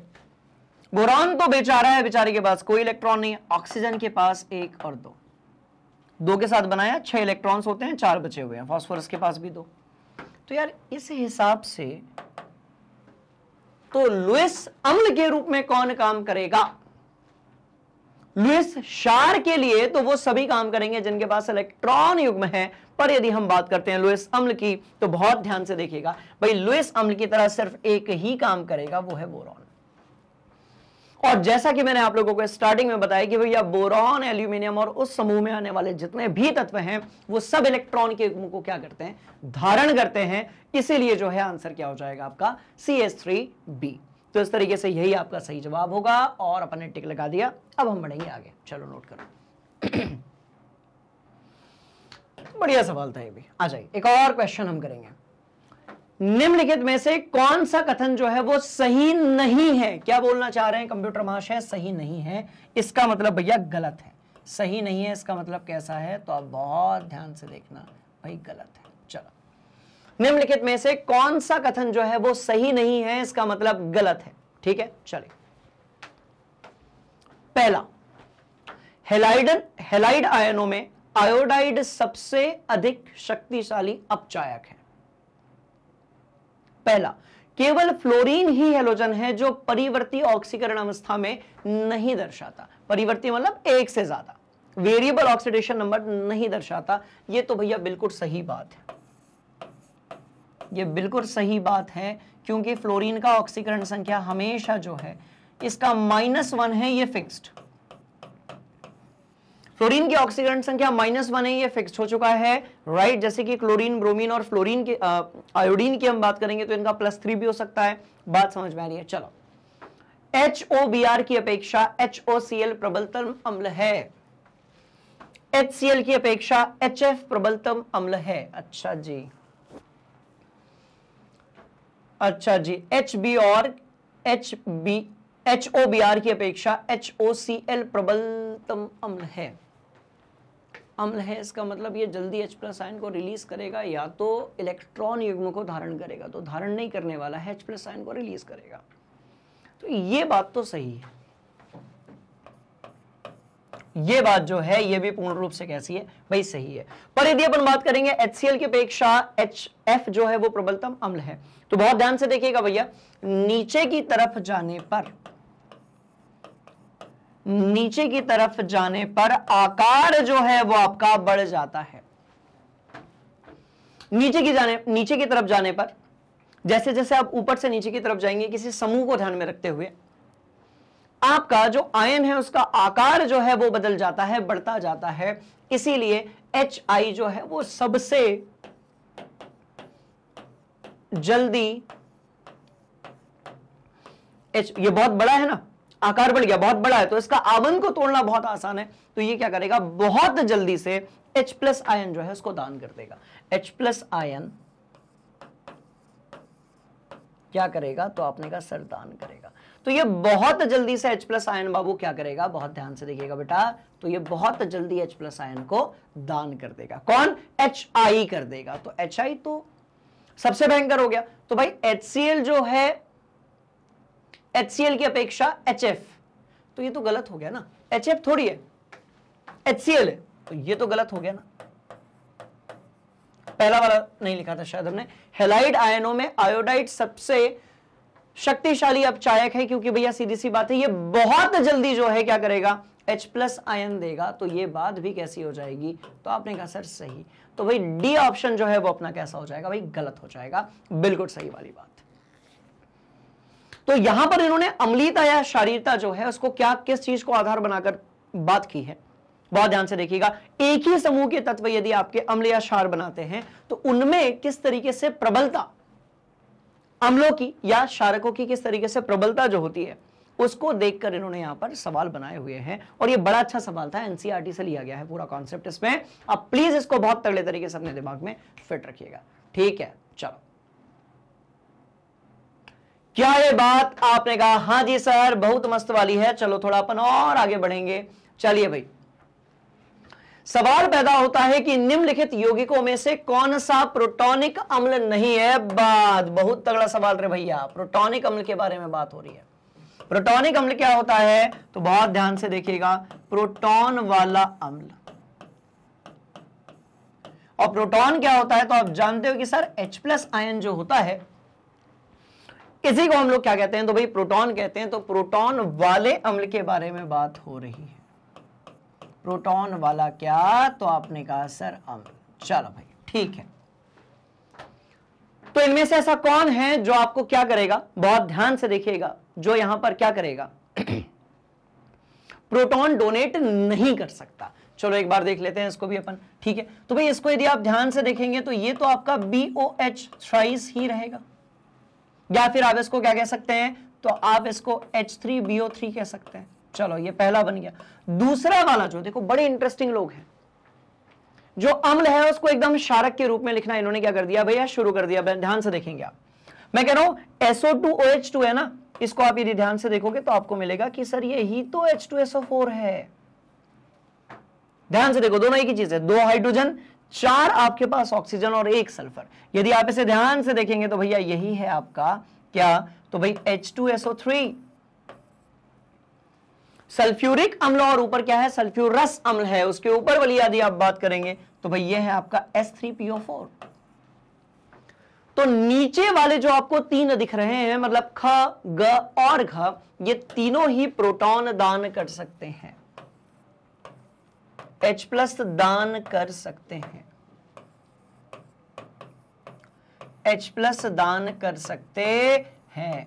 पर यदि आप बात करेंगे BOH थ्राइस की, राइट, तो ये H+ दान नहीं करेगा। देखो बेचारा ऐसे ही बिल्कुल जो है तंगी में जी रहा है, पूरी मेहनत जोड़ तोड़ करने के बाद भी इसका अष्टक पूरा नहीं हुआ है, और उसके पास कुल इलेक्ट्रॉनों की संख्या अंतिम कक्षा में 8 हो ही नहीं पा रही है। So one thing is clear here कि ये जो है आपका प्रोटॉन को दान नहीं करने वाला, और जब ये प्रोटॉन को ही दान नहीं करेगा तो हम कहेंगे कि भैया ये आपका प्रोटॉन अम्ल तो है, प्रोटॉनिक अम्ल नहीं है, क्योंकि ये H+ के आयन को प्रोटॉन को दान ही नहीं कर सकता। तो आंसर जो है वो आपका क्या हो जाएगा भाई, BOH थ्राइस हो जाएगा, और बिल्कुल सही वाली बात, ठीक है, नोट करेंगे। एक और चीज आपने देखी जो कि टॉपिक वाइज में हम ऑलरेडी पढ़ चुके हैं इस चैप्टर के, कि देखो अम्लों को क्षारकों के रूप में भी लिखा जा सकता है। अम्ल जो होते हैं इनको क्षारकों के रूप में भी लिखा जा सकता है। देखो तो कहीं पर यदि इस तरीके से लिखा हुआ दिखे, बात समझ में आई, बोलो यस सर, तो भैया कोई भी कंफ्यूज नहीं होगा। बड़ी इंटरेस्टिंग कहानी, आप अम्लों को भी कैसे लिख रहे हो, क्षारकों के रूप में यहां पर लिख रहे हो, तो ये अम्ल ही रहेंगे जो दिखेंगे क्षारक जैसे, ठीक है। चलो, क्या ये बात आपने कहा हां जी सर, ये बात बहुत शानदार है। थोड़ा अपन और आगे बढ़ेंगे। जितने भी हमारे पास ऊपर आयन दिख रहे हैं, इन सब में प्रोटॉन ग्रहण करने की जो प्रवृत्ति है उसका सही क्रम क्या है। प्रोटॉन मतलब H+ आयन जो है वो कौन सबसे पहले क्या करेगा भाई, ग्रहण करेगा। चलो देख लेते हैं कौन सबसे पहले H+ आयन ग्रहण करेगा। चलो सबसे पहले हम HS नेगेटिव जो है ये आपका H+ आयन ग्रहण करवाते हैं इसको हम, तो ये बना लेगा आपका H2S। I नेगेटिव जो है इसमें हम H+ आयन ग्रहण करवाते हैं, तो भाई सीधी सी बात है कि ये हो जाएगा आपका HI। और आपके पास में अमोनिया भी है जो कि H+ आयन ग्रहण करने के बाद अमोनियम आयन बना लेगा, जो कि H+ आयन को ग्रहण करने के बाद क्या करेगा, तो भैया अमोनियम आयन बना लेगा। बताओ भाई सही जवाब क्या होगा? इनमें से कौन सा ऐसा है जो H+ आयन को जल्दी ग्रहण करेगा? इसका जवाब मुझे चाहिए, फिर अपन बढ़ते हैं आगे। चलिए भाई, तो यहां पर यह जानना बहुत जरूरी है कि जो जल्दी से प्रोटॉन को ग्रहण करेगा उतना ही अच्छा वो क्या हो जाएगा, आपका क्षारक हो जाएगा। बात समझ में आ गई? बोलो यस सर। तो अब हमारे पास में ऑप्शन में 4 चीजें दी गई हैं। सवाल में मेरे ख्याल से one thing is missing here. अच्छा, 2 चीजें यहां पर मर्ज हो चुकी हैं। ठीक है, एक काम करोगे, R के साथ आप NH2 लिखोगे क्योंकि NH3 अकेला होगा, NH2 जो है वो R के साथ रहेगा। तो इस तरीके से एक और हम बना देते हैं कि R आपका जो NH2 है, बहुत ध्यान से देखिएगा, R आपका जो NH2 है, यदि ये H+ आयन को अपने साथ क्या करेगा भाई, गेन करेगा, so this will turn into what, RNH3 and ये यहां पर प्लस आ जाएगा। बात समझ में आ गई? तो जो आपका RNH2 है ये बहुत जल्दी आपके H+ आयन को क्या करेगा, बहुत ध्यान से देखिएगा भाई, धारण करेगा। इसीलिए बात समझ में आ गई? बोलो यस सर। तो RNH2 सबसे ज्यादा होगा, इससे कम जो है आपका NH3 होगा, इससे कम कौन होगा? तो आपने कहा सर H2S है और HI है। भाई HI तो जो है वो H+ दान करना चाहता है, धारण नहीं करेगा उसको, तो यहां पर आपका H2S हो जाएगा और यहां पर आपका जो है HI हो जाएगा। ये बहुत मस्त वाली कहानी है। तो यदि अपने को कहीं पर ये ऑप्शन दिख रहा है तो ऑप्शन बिल्कुल सही होगा, और ये अपने को दिख रहा है पहला गलत, दूसरा गलत, तीसरा सही, चौथा गलत, तो third option must be the correct one, right. तो इस तरीके से कोई दिक्कत वाली बात नहीं, आंसर अपना आ चुका है। अपन थोड़ा और आगे बढ़ेंगे, एक क्वेश्चन अपन और करेंगे, आ जाओ, जो कि इसी कॉन्सेप्ट से। चलो भाई, NH2 का संयुग्मी अम्ल क्या होगा? संयुग्मी अम्ल कब बनता है? बहुत ध्यान से देखिएगा, ठीक है, H+ आयन धारण करने के बाद। आपने यदि कहीं पर भी H+ आयन धारण करवा दिया है, राइट, बोलो यस सर, H+ आयन धारण करने के बाद यदि हम देखेंगे तो भैया अपने को कौन सी चीज मिलेगी, तो संयुग्मी अम्ल मिल जाएगा। तो आपने कहा सर एक काम करते हैं, NH2 नेगेटिव तो अपने पास दिया ही है, और इस NH2 नेगेटिव में हम H+ आयन जो है वो धारण करवा देते हैं, so it will turn into what, conjugate acid, या फिर ये बन जाएगा आपका संयुग्मी अम्ल। बहुत ध्यान से देखिएगा, तो इस सिचुएशन में आपको मिल जाएगा भाई NH3। क्या ये ऑप्शन दिया है? हाँ जी, तो यही आपका सही जवाब होगा। पर यदि आपसे संयुग्मी क्षारक पूछा जाता तो H+ निकलने के बाद जो बना है वो आपका क्या होता? संयुग्मी क्षारक होता।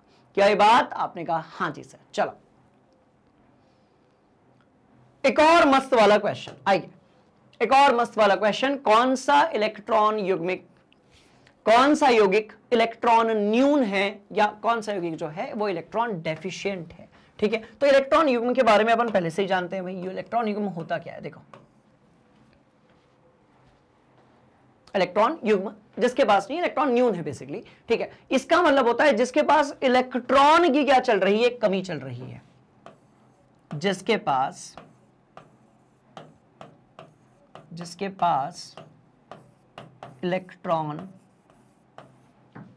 की कमी है, मतलब जिसने पूरे आबंध बना लिए, भाई ने पूरी मेहनत कर ली कि भैया अपने को अष्टक जो है वो पूरा करना है, सारी मेहनत कर ली, पर जिसके पास इलेक्ट्रॉन्स की क्या है, कमी है, वही आपका क्या होगा, इलेक्ट्रॉन न्यून होगा। जिसके भी पास इलेक्ट्रॉन्स की क्या है, कमी है, वही आपका क्या होगा, बहुत ध्यान से देखिएगा भाई, इलेक्ट्रॉन न्यून होगा। क्लियर? बोलो यस सर। तो कौन सा यौगिक इलेक्ट्रॉन न्यून आपका जो है न्यून है? तो भाई ये तो नहीं है, पूछो कैसे, ये तो इलेक्ट्रॉन रिच है, इसके पास तो ऑलरेडी इलेक्ट्रॉन्स है, इसका भी अष्टक पूरा है, तो ये भी नहीं हो सकता। CCl4 की यदि हम बात करें तो, BCl2 की यदि हम बात करें तो भैया ये है तो एक प्रकार का सहसंयोजक यौगिक, पर इसके कुछ एक फीचर्स आपके आयनिक जैसे होते हैं। पर यदि आप बोरॉन के किसी भी यौगिक के बारे में बात करेंगे, एल्यूमिनियम के यौगिक के बारे में बात करेंगे, तो ये हमेशा पाए जाएंगे आपके इलेक्ट्रॉन न्यून। एक और चीज यहां पर आप ऐड करते जाइए, क्योंकि ये बहुत काम आने वाली, कि जो भी आपका इलेक्ट्रॉन न्यून होता है वो अच्छे लुईस, अब इलेक्ट्रॉन न्यून है मतलब इलेक्ट्रॉन की कमी से जूझ रहे हैं, तो भैया एक बात तो यह है कि आप यदि इनको इलेक्ट्रॉन पेयर दोगे, आप यदि इन सबको इलेक्ट्रॉन के युग्म दान करोगे तो ये आसानी से इसको क्या कर लेंगे भाई, ग्रहण कर लेंगे। मतलब ये अच्छे लुईस अम्ल होते हैं। क्या होते हैं, बहुत ध्यान से देखिएगा, ये अच्छे लुईस अम्ल होते हैं। क्या ये बात आपने कहा? हाँ जी सर, बहुत मस्त वाली कहानी, आप इसको नोट कर लेंगे। चलो पक्का। चलिए भाई एक और मस्त वाला क्वेश्चन हम करने वाले हैं। आइए, सबसे प्रबल संयुग्मी क्षार कौन सा होगा? सबसे प्रबल संयुग्मी क्षार, संयुग्मी क्षार क्या होता है, बहुत ध्यान से देखिएगा। संयुग्मी क्षार क्या होता है? ठीक है, तो भाई H+ आयन देने के बाद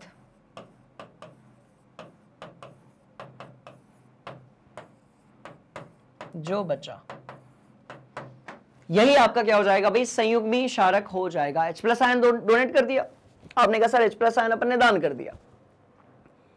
अब जो चीज बच रही है उसको अपन क्या बोलेंगे, संयुग्मी क्षार बोलेंगे। तो आप यदि ध्यान से देखेंगे, देखो ये कॉमन सेंस वाला क्वेश्चन है, क्योंकि यहां पर ऊपर वाले जो तीनों हैं ये आपके प्रबल अम्ल से बने हैं, और ये अकेला जो है ये बेचारा हमारा दुर्बल अम्ल से बना है। ऊपर वाले आप जितने भी देख रहे हैं ये सारे के सारे किससे मिलकर बने हैं? तो आपने कहा सर ये प्रबल अम्ल से मिलकर बने हैं, पर यदि आप नीचे वाले की बात करेंगे तो भैया किससे मिलकर बना है? तो ये दुर्बल अम्ल से मिलकर बना हुआ है, और यही आपका जो है वो क्या होगा, प्रबल संयुग्मी क्षारक होगा। यही आपका क्या होगा, प्रबल संयुग्मी क्षारक होगा। बात समझ में? संयुग्मी क्षारक सारे के सारे हैं, पर जो दुर्बल अम्ल का आयन होगा वो कैसा कहलाता है? तो भाई प्रबल संयुग्मी क्षारक कहलाता है। आप ध्यान से देखो, ऊपर वाला जो है वो H2SO4 से बना है, सल्फ्यूरिक अम्ल से, उसके नीचे वाला HCl से बना है, उसके नीचे वाला जो है नाइट्रिक अम्ल से मिलकर बना हुआ है, चौथा नंबर वाला जो है वो एसिटिक अम्ल है, बेचारा नन्ना मुन्ना सा दुर्बल अम्ल है, और ये बनाएगा प्रबल संयुग्मी क्षार। तो इस तरीके से आप इसको अपनी कॉपी में नोट करेंगे। और हम एक और मस्त वाला क्वेश्चन, आ जाओ। एक और चीज, जितने क्वेश्चंस मैं आपको करवा रहा हूं, जो भी आप कॉन्सेप्ट देख रहे हैं, उसको बहुत बढ़िया तरीके से दिमाग के अंदर आपको क्या करना है भाई, फिट करना है, क्योंकि यही सब पूछ लिए जाते हैं कहां पर, परीक्षा में। पूछा गया है कि निम्न में से कौन सा लुईस अम्ल नहीं है? कौन सा लुईस अम्ल नहीं है? लुईस अम्ल नहीं है। लुईस अम्ल नहीं है मतलब जो लुईस अम्ल क्या करता है? तो भाई इलेक्ट्रॉन युग्म जो होता है उसको धारण करता है। पूछा गया लुईस अम्ल नहीं है मतलब जो इलेक्ट्रॉन युग्म धारण नहीं कर सकता, नहीं कर सकता। क्या ये बात आपने कहा? ठीक है सर, जो इलेक्ट्रॉन युग्म को धारण नहीं कर सकता है वही आपका लुईस अम्ल नहीं होगा। तो ऐसा कौन है वो अपन देख लेते हैं, बहुत ध्यान से देखिएगा। लुईस अम्ल नहीं है, ये तो है, ये भी है, हालांकि आयनिक कंपाउंड है आपका।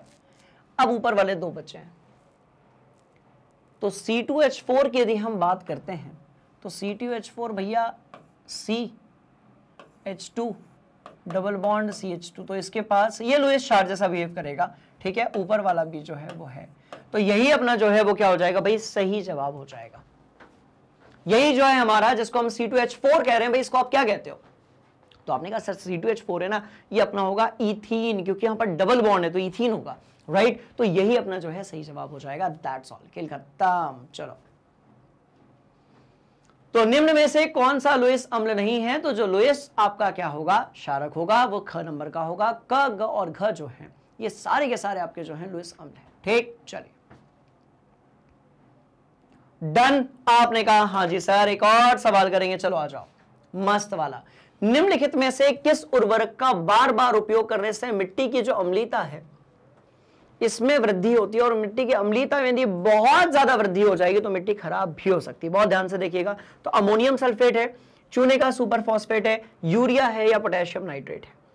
बहुत सारे बच्चे इसमें यूरिया या पोटेशियम नाइट्रेट जो है वो सही जवाब करते हैं, पर ध्यान से देखेंगे भाई, अमोनियम सल्फेट आपका जो होता है, अमोनियम सल्फेट आपका जो होता है, जिसको हम लोग NH4 ट्वाइस और SO4 की यदि हम बात करते हैं, राइट, तो अमोनियम सल्फेट जो होगा बच्चे, ये आपका कैसा होगा? तो भैया इससे मिट्टी की या मृदा की जो अम्लता है इसमें काफी वृद्धि हो जाएगी।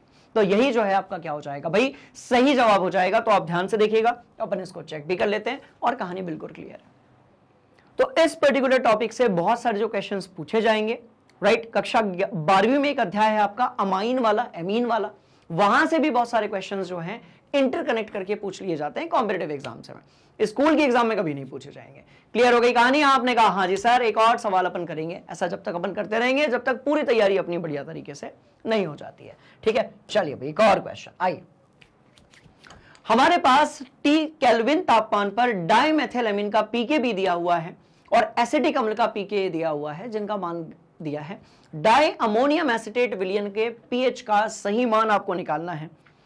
एक बहुत तगड़ा वाला फॉर्मूला मैंने आपको बताया था, उसको उपयोग करके आप पीएच जो है वो निकाल सकते हैं। एक बार अपने से आंसर निकालिए, फिर अपन आगे बढ़ते हैं। चलो चलिए भाई, तो एक तरफ आपके पास में दिया गया है डाइमेथिलेमीन, राइट। आपने कहा हाँ जी सर, डाइमेथिलेमीन क्या होगा? तो भाई सीधी सी बात है, एक तरफ आपके पास CH3, यहां पर आपके पास NH और ये आपका CH3, तो ये एक प्रकार का क्या हो जाएगा? तो भाई बेस हो जाएगा, यानी कि आपका क्षार हो जाएगा। और आप ये कैसे पता लगाओगे? तो आप जानते हो कि जो नाइट्रोजन है उसके पास में 2 इलेक्ट्रॉन्स आपके खाली हैं और वो एक लुईस बेस के जैसा जो है भाई बिहेव कर सकता है। तो ये बेस है और इसके लिए pKb का मान जो दिया गया है वो क्या है? तो आपने कहा सर ये दिया गया है 3.27। चलो मस्त वाली कहानी। साथ में यदि हम बात करें एसिटिक अम्ल की, तो भाई एसिटिक अम्ल क्या होगा? तो CH3 होगा, COOH होगा और ये आपका जो है क्या हो जाएगा? तो आपने कहा सर अम्ल हो जाएगा। तो इसके लिए जो pKa है वो भी दिया गया है, that is given by what? 4.77। चलो भाई मस्त वाली कहानी। अब हमसे निकालना है डाइमेथिल अमोनियम एसिटेट। ठीक है, डाइमेथिल अमोनियम एसिटेट की यदि हम बात करेंगे, मतलब कि ये वाला पार्ट देखो, यहां से एक H बाहर निकलेगा और ये वाला जो पूरा पोर्शन है वो इसके साथ में कनेक्ट हो जाएगा। ठीक है, तो इस तरीके से डाइमेथिल अमोनियम एसिटेट जो कि एक प्रकार का क्या बन जाएगा भाई? लवण बन जाएगा। और इसका अपन क्या निकालने वाले हैं? पीएच निकलने वाले हैं। अब बहुत ध्यान से देखिएगा, ये जो आपका क्षारक दिया हुआ है भाई ये भी तो दुर्बल है। बोलो यस सर। और भैया ये जो अम्ल दिया गया है ये भी कैसा है? तो आपने कहा सर ये भी कैसा है भाई? दुर्बल है। जब दोनों ही दुर्बल हैं तो उसका यदि मैं पीएच निकालूंगा तो वो पीएच कितना होगा? तो सबसे पहले आप 7 लिख दीजिए। आपने कहा सर लिख देंगे, कोई दिक्कत नहीं है। प्लस यदि आप यहां पर लगाते हैं तो ये हो जाएगा आपका 1/2 भैया, यहां पर pKa माइनस यहां पर pKb हो जाएगा। बस आपको सिर्फ वैल्यूज पुट करनी है और आंसर्स आपके सामने होंगे। एक बार हम क्रॉस चेक कर लेते हैं, बहुत ध्यान से देखिएगा। तो भैया ये हो जाएगा आपका 7 + 1/2 एंड pKa कितना? तो भैया 4.77 माइनस 3.2327। तो 77 में से 27 गया तो कितना बचा? 77 में से 27 गया तो कितना बचा? 50 बचा क्या? बिल्कुल 50 बचा। ठीक है, चलिए भाई, तो पॉइंट कहां करेंगे यार? कहां करेंगे? यहां करते हैं। ठीक है, चलो यहां करते हैं calculation. So pH will turn into what? यहां पर आपने 7 लिखा, यहां पर आपने 1/2 लिखा और यहां पर आपको कितना मिलेगा? तो 1.5 मिलेगा। So this will turn into what? PH बराबर 7 + 0.75 एंड आपका पीएच आ जाएगा 7.75। ये वैल्यू हमारे सामने दी गई है और यही क्या होगा? तो बिल्कुल सही जवाब होगा। That's all. तो यही क्या होगा? तो आपने कहा सर यही जो है वो बिल्कुल सही जवाब होगा और इस तरीके से आंसर हमारा आ चुका है। हमने कहा भाई हम एक बार क्रॉस चेक भी कर लेते हैं। चलो मस्त वाली कहानी। ठीक है, चलो। तो बढ़िया ये सवाल था, अच्छा रिवीजन बेस्ड क्वेश्चन था, एनसीईआरटी का क्वेश्चन था और पूछा गया था किसमें? तो भाई नीट में पूछा गया था। इसके बाद एक क्वेश्चन दिया गया है जिसमें हम बात करने वाले हैं NiOH2 मतलब कि निकल हाइड्रोक्साइड की 0.1 NaOH में विलेयता आपको ज्ञात करनी है। विलेयता क्या होती है?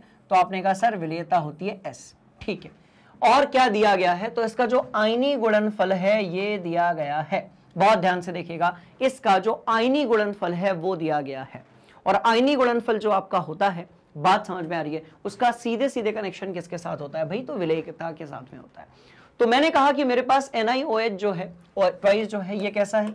ये दुर्बल है। बोलो यस सर, ये दुर्बल क्षार है और इसकी यदि हम बात करेंगे तो ये प्रबल क्षार है। और इंटरेस्टिंग कहानी यह है कि दोनों के पास में हाइड्रोक्साइड यानी कि OH नेगेटिव आयन जो है वो पाए जाते हैं। इसका मतलब ये हुआ, बहुत ध्यान से देखिएगा, कि यदि हम यहां पर OH ट्वाइस लेते हैं और यदि हम कहते हैं कि भाई इसको तोड़ दो तो आपको क्या मिलेगा, Na2 प्लस मिलेगा और ये यहां पर 2OH नेगेटिव मिलेगा। बोलो यस सर। पर यदि हम यहां पर ध्यान से देखें तो हम ये पाएंगे कि भाई सुनो सुनो सुनो सुनो सुनो सुनो, ये जो है इसकी सॉल्युबिलिटी S होगी यानी कि विलेयता, और इसकी कितनी होगी तो 2S होगी। हम जानते हैं कि जितने हमारे पास आयन होंगे उतनी ही क्या होगी तो भाई विलेयता होगी, 2S होगी। अब मैं कह रहा हूं कि NaOH डालने पर Na जो है इसकी जो विलेयता होगी वो तो S ही होगी। NaOH डालने पर Na की जो विलेयता है वो तो आपकी S होगी, पर यदि हम बात करते हैं भाई इसकी OH नेगेटिव की तो ये कैसे हो जाएगी, तो पहले तो ये कितनी थी भाई 2S थी, आपने क्या डाला NaOH डाला। अब आपको पता है कि भाई जो NaOH है वो पूरा का पूरा क्या हो जाएगा, वियोजित हो जाएगा अपने आयनों में। इसका मतलब क्या हुआ, बड़ी ही मस्त वाली बात है कि भाई जितना वियोजित हुआ कितना हुआ, जो उसकी सांद्रता थी, प्लस यहां पर कितना तो भाई 2S यहां पर हो जाएगा। क्या ये बात आपने कहा हां जी सर, पर ध्यान रहे कि ऊपर वाला जो है वो है आपका दुर्बल क्षारक, नीचे वाला जो है वो है आपका प्रबल क्षारक। तो दुर्बल क्षारक जो होता है उसकी विलेयता काफी कम होती है, प्रबल क्षारक की तो बहुत ज्यादा होती है। तो इस कॉन्सेप्ट को लगाकर हमने कहा कि यहां पर जो OH नेगेटिव है उसकी विलेयता जो है 2S को अपन हटा देंगे और वो 0.1 ही आ जाएगी।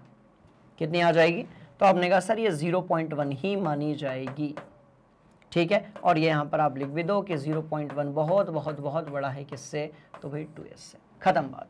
तो OH नेगेटिव जो है इसकी विलेयता कितनी मानी जाएगी, तो भैया सीधी सी बात है 0.1 मानी जाएगी। हमने कहा अब जो है कैलकुलेशन करने का आएगा मजा, पहले आप इतना नोट करेंगे।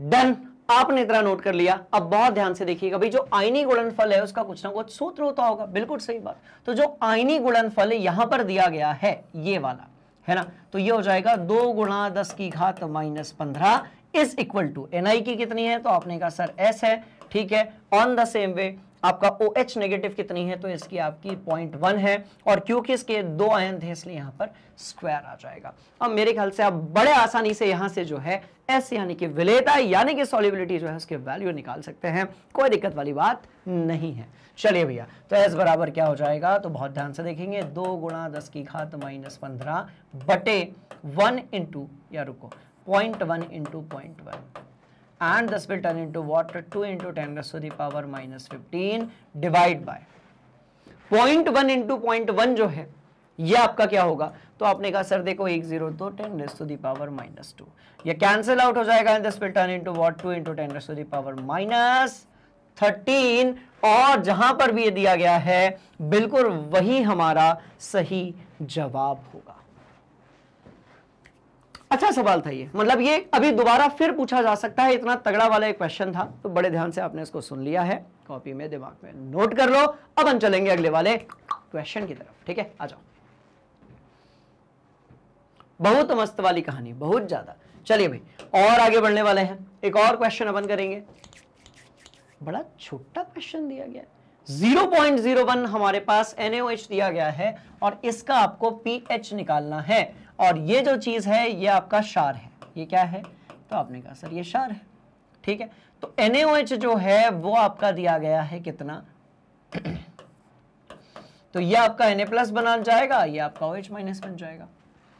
अब यदि आप pH निकालना चाहते हैं तो बेस्ट ऑप्शन है, या तो आपके पास OH- आयन जो है उसकी सांद्रता दी हो, या फिर आपके पास H+ आयन जो होता है उसकी सांद्रता दी हो।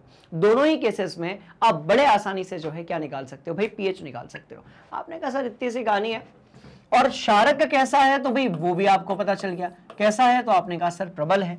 तो मैं कह रहा हूं कि जब रिएक्शन स्टार्ट नहीं हुई थी तो ये तो 0.01 था, ये 0.0 था, पर जैसे ही रिएक्शन ने स्टार्ट होना शुरू किया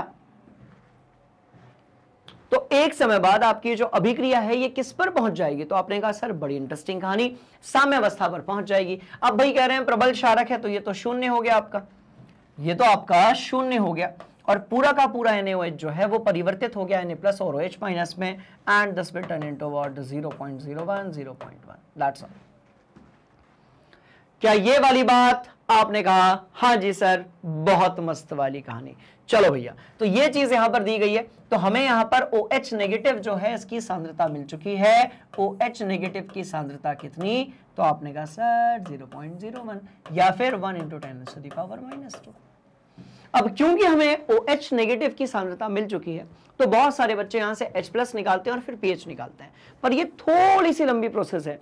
बेस्ट ऑप्शन ये है कि आप यहां से POH निकाल लो। चलो, तो POH यदि हम निकालेंगे, so this will turn into -log of 1 × 10⁻²। हमें पता है कि POH जो है डायरेक्टली कितना आ जाएगा, तो भैया 2 आ जाएगा। pH जो है वो आपका 14 में से 2 यानी कि 12 आ जाएगा। And this is the correct option. पर मुझे पता है कि बहुत सारे बच्चे जोश में आकर सीधे ख नंबर का जो आंसर है उसको सही कर देते हैं, पर बेटा वो POH है और अपने को क्या निकालना है, pH निकालना है। सो 12 must be the correct option. और इस तरीके से इस क्वेश्चन को आपने तगड़े तरीके से क्या कर लिया, तो भाई सॉल्व कर लिया। अब बढ़िया से इसको अपनी कॉपी में नोट करेंगे। चलिए, हम क्रॉस भी करेंगे, हम क्रॉस चेक भी करेंगे। आंसर हमारा आ चुका है और हम थोड़ा और आगे बढ़ेंगे। निम्नलिखित विलयनों को NaOH और HCl की भिन्न भिन्न सांद्रताओं एवं आयतनों के मिश्रण से बनाया गया है। इनमें से किसका pH 1 के बराबर होगा? तो भाई आयतन दिया गया है, ठीक है, और यहां पर जो है आपकी सांद्रता भी दी गई है। मतलब M1V1 वाला खेल खेलना है अपने को। M1V1 = M2V2 वाला खेल अपने को खेलना है। उसके बाद कहानी बड़ी क्लियर हो जाएगी। तो एक बार ट्राई करो, फिर देखते हैं। चलिए भाई, तो आपने कहा सर एक काम करते हैं, ये जो विलयन हमारे पास दिए गए हैं, तो भाई हमारे पास एक दिया गया है आपका क्षारक और एक दिया गया है आपका अम्ल, और हमें कैलकुलेट क्या करना है, तो भाई जो pH है वो हमें बताना है कि pH कौन सी सिचुएशन में आपका 1 के बराबर होगा। तो इसके लिए हमारे पास H+ आयनों का सांद्रण जो है वो होना बहुत जरूरी है। तो भाई H+ आयन का सांद्रण कैसे निकलेगा, तो आपने कहा सर देखिए हमने अम्ल को किस में मिला दिया है, तो भाई क्षारक में मिला दिया है। हमने जो अम्ल है उसको किस में मिला दिया, तो आपने कहा सर क्षार में यदि हमने मिला दिया है तो हम एक काम करेंगे, हम जानते हैं कि यहां पर हमने एक अम्ल को एक क्षार में मिलाया है, मतलब यहां पर जो कुल मोलरता होगी H+ आयन की उसमें हो जाएगा परिवर्तन, क्योंकि अम्ल और क्षार एक दूसरे को उदासीन करने की कोशिश करेंगे। चलो भैया, तो हमने कहा भैया ये वाला फॉर्मूला लगा लो, M1V1 is equal to what, sorry M1V1 minus M2V2 is equal to what, यहां पर आपका M और V आ जाएगा। ये जो आपका M होगा, जो विलयन आपका इन दोनों को मिलाने के बाद बनेगा, उसकी जो मिला जुलाकर मोलरता है वो किसके बराबर आएगी, तो आपने कहा सर वो आपके M के बराबर आ जाएगी। चलो भाई, बहुत मस्त वाली बात। तो हमने कहा ठीक है भाई, चलो कर लेते हैं। तो यहां से यदि हम H+ आयन निकाल कर चलते हैं, तो H+ आयन जो है उसकी मात्रा कितनी आ जाएगी, तो आपने कहा सर पहले ये 60 का गुणा करते हैं अपन किससे, तो भाई 10 से। 60 गुणा 1/10 ये यहां पर हो गया, माइनस इसको हम लिख सकते हैं भाई 40 गुणा 1 आपका 10, और ये डिवाइड बाय कितना आ जाएगा, तो भाई डिवाइड बाय आपका 100 आ जाएगा। तो एक काम करते हैं, मैं पूरा कैलकुलेट नहीं करता हूं मैं H+ आयन की सांद्रता निकालने के लिए सीधे सीधे यहीं पर कैलकुलेट करता हूं, क्योंकि अपने को बहुत समय लग जाएगा फिर राइट पूरा एक एक सॉल्व करने में। क्लियर है कहानी, बोलो yes sir, yes sir, yes sir, yes sir. तो इस तरीके से कैलकुलेशन होगा कि पहले वाले का आपका वॉल्यूम गुणा पहले वाले की आपकी मोलरता प्लस, ठीक है, ये देखो प्लस में दिया ना, ये विलयन बनाए, पर आपको फॉर्मूला ये वाला लगाना है कि पहले वाले का मोलरता गुणा वॉल्यूम यानी कि आयतन माइनस जो दूसरा आपके पास विलयन दिया गया है राइट, उसकी मोलरता और क्या, तो भैया आयतन। तो आपने कहा ठीक है सर, कोई दिक्कत वाली बात नहीं है। चलो, तो अब सीधे हम एक काम करते हैं, ये हो जाएगा आपका 60/10 माइनस 40/10 राइट, डिवाइड बाय आपका 100। यहां पर कितना होगा, तो आपने कहा सर 55/10 माइनस 45/10। तो यार क्यों करना, मतलब ठीक है, चलो ऐसे भी आ जाएगा। डिवाइड बाय आपका कितना हो जाएगा, तो भाई 100 हो जाएगा। ये सारी की सारी हम क्या निकाल रहे हैं, H+ आयन की सांद्रता निकाल रहे हैं। यहां पर कितना हो जाएगा, तो भैया ये हो जाएगा आपका 75/5 माइनस 25/5, डिवाइड बाय यहां पर 100, और यदि इस जगह पर हम देखेंगे तो 100/10 माइनस 100/10 हो जाएगा। तो ये तो वैसा ही आपका क्या हो रहा है, H प्लस आयन जो है आपका शून्य आ रहा है, तो pH तो यहां पर वैसे ही शून्य आ जाएगा। तो लास्ट वाले को अपने को कैलकुलेट करने की बिल्कुल भी जरूरत नहीं है। अब हम अपना कैलकुलेशन यहां से स्टार्ट करते हैं। So this will turn into what भैया, 60, 6 में से 4 गया, कितना बचा, तो 2 बचा। तो ये हो जाएगा आपका H प्लस आयन की जो सांद्रता होगी वो होगी 2 गुणा 10 की घात -2। यहां पर कितनी होगी भैया, तो यहां पर होगी, देखो 5.5 ऊपर आ रहा है, यस सर, उसके पड़ोस में कितना आ रहा है, तो 4.5 आ रहा है। तो ये हो जाएगी आपकी 1 गुणा 10 की घात -2। ये हो जाएगी आपकी 75 को 5 से भाग देते हैं तो 15 चौके 60, 15 पाना 75, तो यहां पर आपको मिलेगा 15। 25 को 5 देंगे तो 5, तो भैया ये हो जाएगा आपका 10 गुणा 10 की घात -2 इज इक्वल टू, ये नीचे वाला तो आपका शून्य हो गया। चलिए भाई, ये H प्लस आयन जो है उसकी सांद्रता यहां पर निकल कर आई, तो यदि हम pH यहां पर निकालेंगे तो ये हो जाएगा आपका कितना, तो भैया माइनस लॉग ऑफ 2 × 10⁻⁻²। ये 1 आ ही नहीं सकता, ये जो है ये 1 नहीं आ सकता, ये 1 से जो है कम आएगा। बात समझ में? इसके लिए यदि हम pH निकालेंगे तो कितना होगा, तो आपने कहा सर माइनस लॉग ऑफ, इस 1 को लिखने की जरूरत बिल्कुल भी नहीं है, आप सिर्फ यहां पर लिख दीजिए 10⁻²। So this will turn into what, plus of 2, -2 सामने की तरफ आ जाएगा। pH के सारे जो कैलकुलेशंस और फॉर्मूले हैं हम वो ऑलरेडी कर चुके हैं। क्लियर? इसके बाद यदि हम तीसरे वाले केस में देखेंगे तो भैया pH यहां कितना होगा, तो आपने कहा सर देखिए 10 है, 10⁻⁻2 है, तो -2 यहां पर है, 10 है तो -1 हो जाएगा। तो pH कितना हो जाएगा, तो भाई minus log of 10⁻⁻1, this will turn into what, plus of 1, और यही होगा हमारा सही जवाब, यही होगा हमारा सही जवाब, यही होगा हमारा सही जवाब। तो इस तरीके से ये कहानी जो है वो बड़ी शानदार, इंटरेस्टिंग, मजेदार, धमाकेदार हो गई और आंसर आपका आ गया। पर देखिए, इस प्रकार के जितने भी क्वेश्चंस होते हैं ये आपके फर्स्ट चैप्टर में भी है। जेडब्ल्यू और नीट वालों को इस प्रकार के क्वेश्चन से बड़ा लगाव है, तो कई बार वो इस प्रकार के क्वेश्चंस पूछ लिए जाते हैं। बात समझ में आई? चलो नोट करेंगे पक्का। कोई परेशानी, कोई दुख दर्द, कोई परेशानी वाली बात बिल्कुल नहीं है भैया। चलिए, हम क्रॉस चेक कर चुके हैं और अगला सवाल हमारा इंतजार कर रहा है। चलो, बात हो रही है पेरिडीन की। पेरिडीन आपको बार बार सुनने मिलेगा कक्षा 11वीं में, कक्षा 12वीं की ऑर्गेनिक केमिस्ट्री में, जिसका सूत्र जो है C5H5N के बराबर है। और जलीय विलयन के लिए जो Kb है वो हमारे पास दिया गया है, कितना, तो भाई 1.7 × 10⁻⁻9 होगा। और आपको जो है क्या करना है, तो पिरिडीन को जब आप जल में डालेंगे तो इस प्रकार से आयन बनेगा। आपको यह बताना है कि जो आयन बन रहा है उसकी प्रतिशत मात्रा कितनी है। आपको यह बताना है कि भाई जो भी आयन बन रहा है उसकी प्रतिशत मात्रा कितनी, और प्रतिशत मात्रा को अपन किससे रिप्रेजेंट करते हैं भाई, अल्फा से रिप्रेजेंट करते हैं। एक और इंफॉर्मेशन यहां पर गिवन है कि जो सांद्रता यानी कि कॉन्सेंट्रेशन है बाबू, वो भी तो दिया गया है 0.1 m। जो सांद्रता या कॉन्सेंट्रेशन है वो भी तो यहां पर दिया गया है, दैट इज व्हाट 0.1 m। आपने कहा ठीक है सर, अब मुझे क्या करना पड़ेगा, यहां से मुझे निकालना पड़ेगा अल्फा, क्योंकि अल्फा ही हमारी क्या होती है, प्रतिशत मात्रा या प्रतिशतता जिसे हम कहते हैं। ठीक है, ये प्रतिशतता तो नहीं है, ये बेसिकली आपके वियोजन की मात्रा आप इसे कह सकते हो। अल्फा जो है वो वियोजन की मात्रा आप कह सकते हो, और इसका प्रतिशत निकालना बहुत आसान है, अभी निकालते हैं अपन। ठीक है, चलो आ जाओ। तो क्या इसके लिए कोई सूत्र होता होगा? आपने कहा हाँ जी सर, इसके लिए पूरा एक सूत्र होता है, जिसमें हम क्या करते हैं, बहुत ध्यान से देखिएगा, हम निकालते हैं अल्फा बराबर √KB बटे यहां पर C हो जाएगा।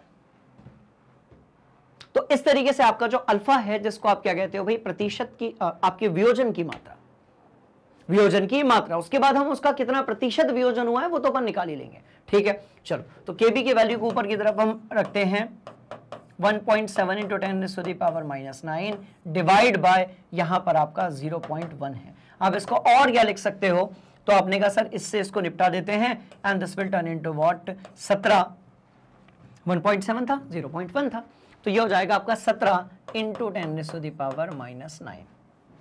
ठीक, तो इसको आप कैलकुलेट करेंगे, अल्फा जो है आपके सामने आना चाहिए। ठीक, अल्फा जो है आपके सामने आना चाहिए, चाहिए चाहिए चाहिए चाहिए। सब कुछ सही चल रहा है क्या? हाँ जी, अल्फा जो है आपके सामने आना चाहिए। पक्का?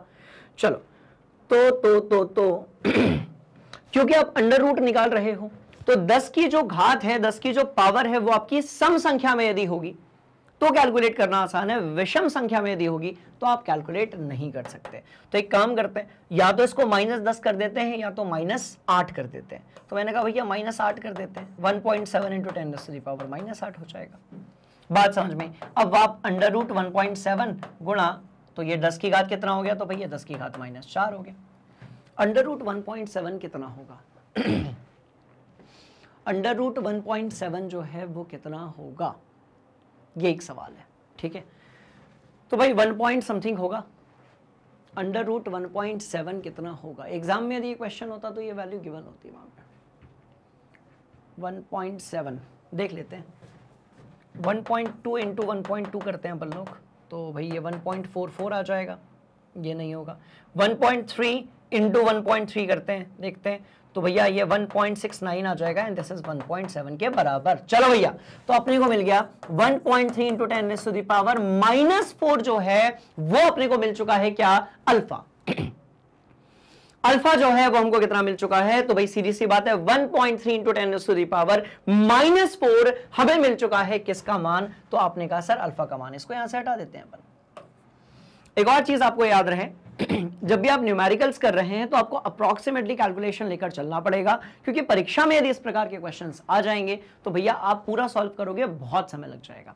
ठीक है, तो अल्फा इज इक्वल टू आपका इतना आ गया, कोई परेशानी वाली बात बिल्कुल भी नहीं है। अब हम एक काम करते हैं, हम प्रतिशत निकालना चाहते हैं ना, तो प्रतिशत यदि हम निकालना चाहते हैं तो 1.3 यार क्यों निकालना, ये नहीं होगा, ये नहीं होगा, ये नहीं होगा, यही होगा अपना, क्योंकि आंसर ही हमारा 1.3 के इसमें आ रहा है। 100 से मल्टीप्लाई करेंगे तो उधर टाइप का कुछ आंसर आ जाएगा अपना। ठीक है, चलो, तो इस तरीके से क्वेश्चन जो है वो अपना आ चुका है, उसका आंसर जो है वो भी हमारे सामने आ चुका है। अब बढ़िया से इसको नोट करेंगे, हम एक और मस्त वाले क्वेश्चन के तरफ बढ़ेंगे। ठीक है, चलिए, पक्का बोलो yes sir, yes sir, yes sir. चलिए भाई, अगला सवाल।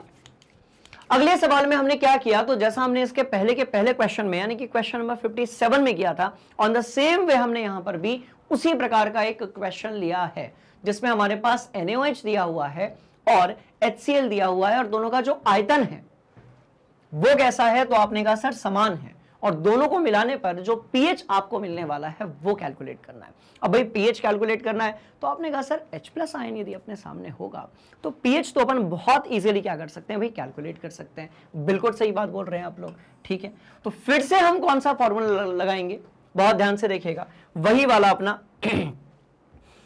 M1V1 - M2V2 = MV, क्योंकि आपको पता है कि एक अम्ल को आप क्षारक में मिला रहे हो, दोनों एक दूसरे को उदासीन करने की पूरी कोशिश करेंगे, इसलिए हम यहां पर एक फॉर्मूला लगाएंगे, M1V1 - M2V2 = what? MV।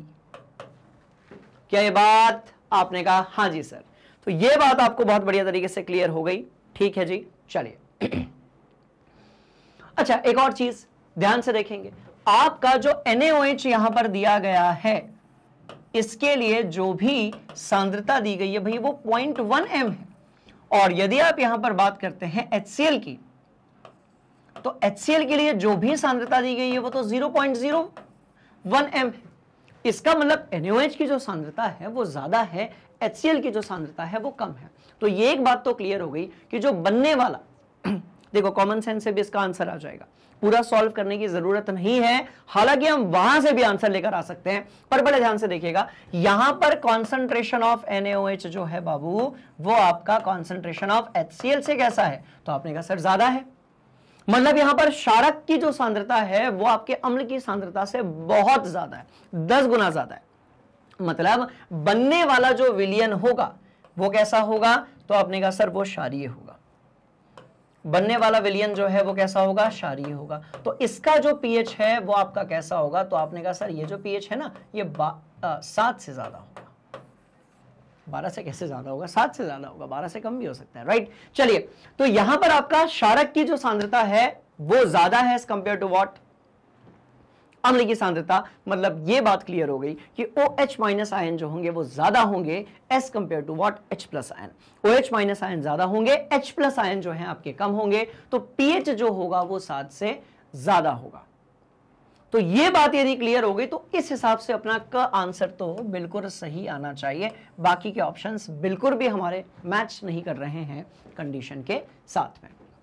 तो यही अपना आंसर होना चाहिए, कैलकुलेट करने की जरूरत ही नहीं है, इतना लंबा चौड़ा क्यों करना, क्योंकि बात यहां पर एक MCQ क्वेश्चन की हो रही है। चलो, क्या ये बात आपने कहा? हाँ जी सर, इसको बढ़िया से नोट करेंगे, ठीक। चलो, और यदि कैलकुलेट भी करना चाहो तो वो भी आसान है, इस वाले सूत्र को आप लगा लेना। NaOH वाली इंफॉर्मेशन जो है, क्योंकि आयतन इक्वल है तो V और V इक्वल हो जाएंगे, ठीक है, और ये यहां पर M भी हो जाएगा आपका, ठीक है। तो वहां से H प्लस आयन यदि निकल जाएगा तो वहां से आप pH निकाल सकते हो, ठीक। चलो, पक्का जी, बोलिए yes sir, yes sir, yes sir. अगला सवाल, निम्नलिखित लवण में कौन सा जल में अधिकतम आपका जो है भैया pH देगा? अधिकतम pH देगा, इसका मतलब ये देखो, ज्यादा pH कौन देता है, तो बहुत ध्यान से देखिएगा, क्षार देता है। तो हम यहां पर लिखेंगे जो सबसे, हम क्या लिखेंगे, जो सबसे अच्छा क्षार होगा, हम क्या लिखेंगे? तो आपने कहा सर जो सबसे अच्छा आपका क्या होगा, क्षारक होगा, क्षार होगा, सबसे अच्छा बेस होगा। भाई सीधी सी बात है कि वो अधिकतम pH देगा। अब सवाल पैदा होता है कि सबसे अच्छा क्षार कैसे होगा, तो भाई सीधी सी बात है कि ये किससे मिलकर बना होना चाहिए, तो ये प्रबल क्षार से मिलकर बना होना चाहिए प्लस दुर्बल अम्ल से मिलकर बना होना चाहिए, अम्ल से मिलकर बना होना चाहिए।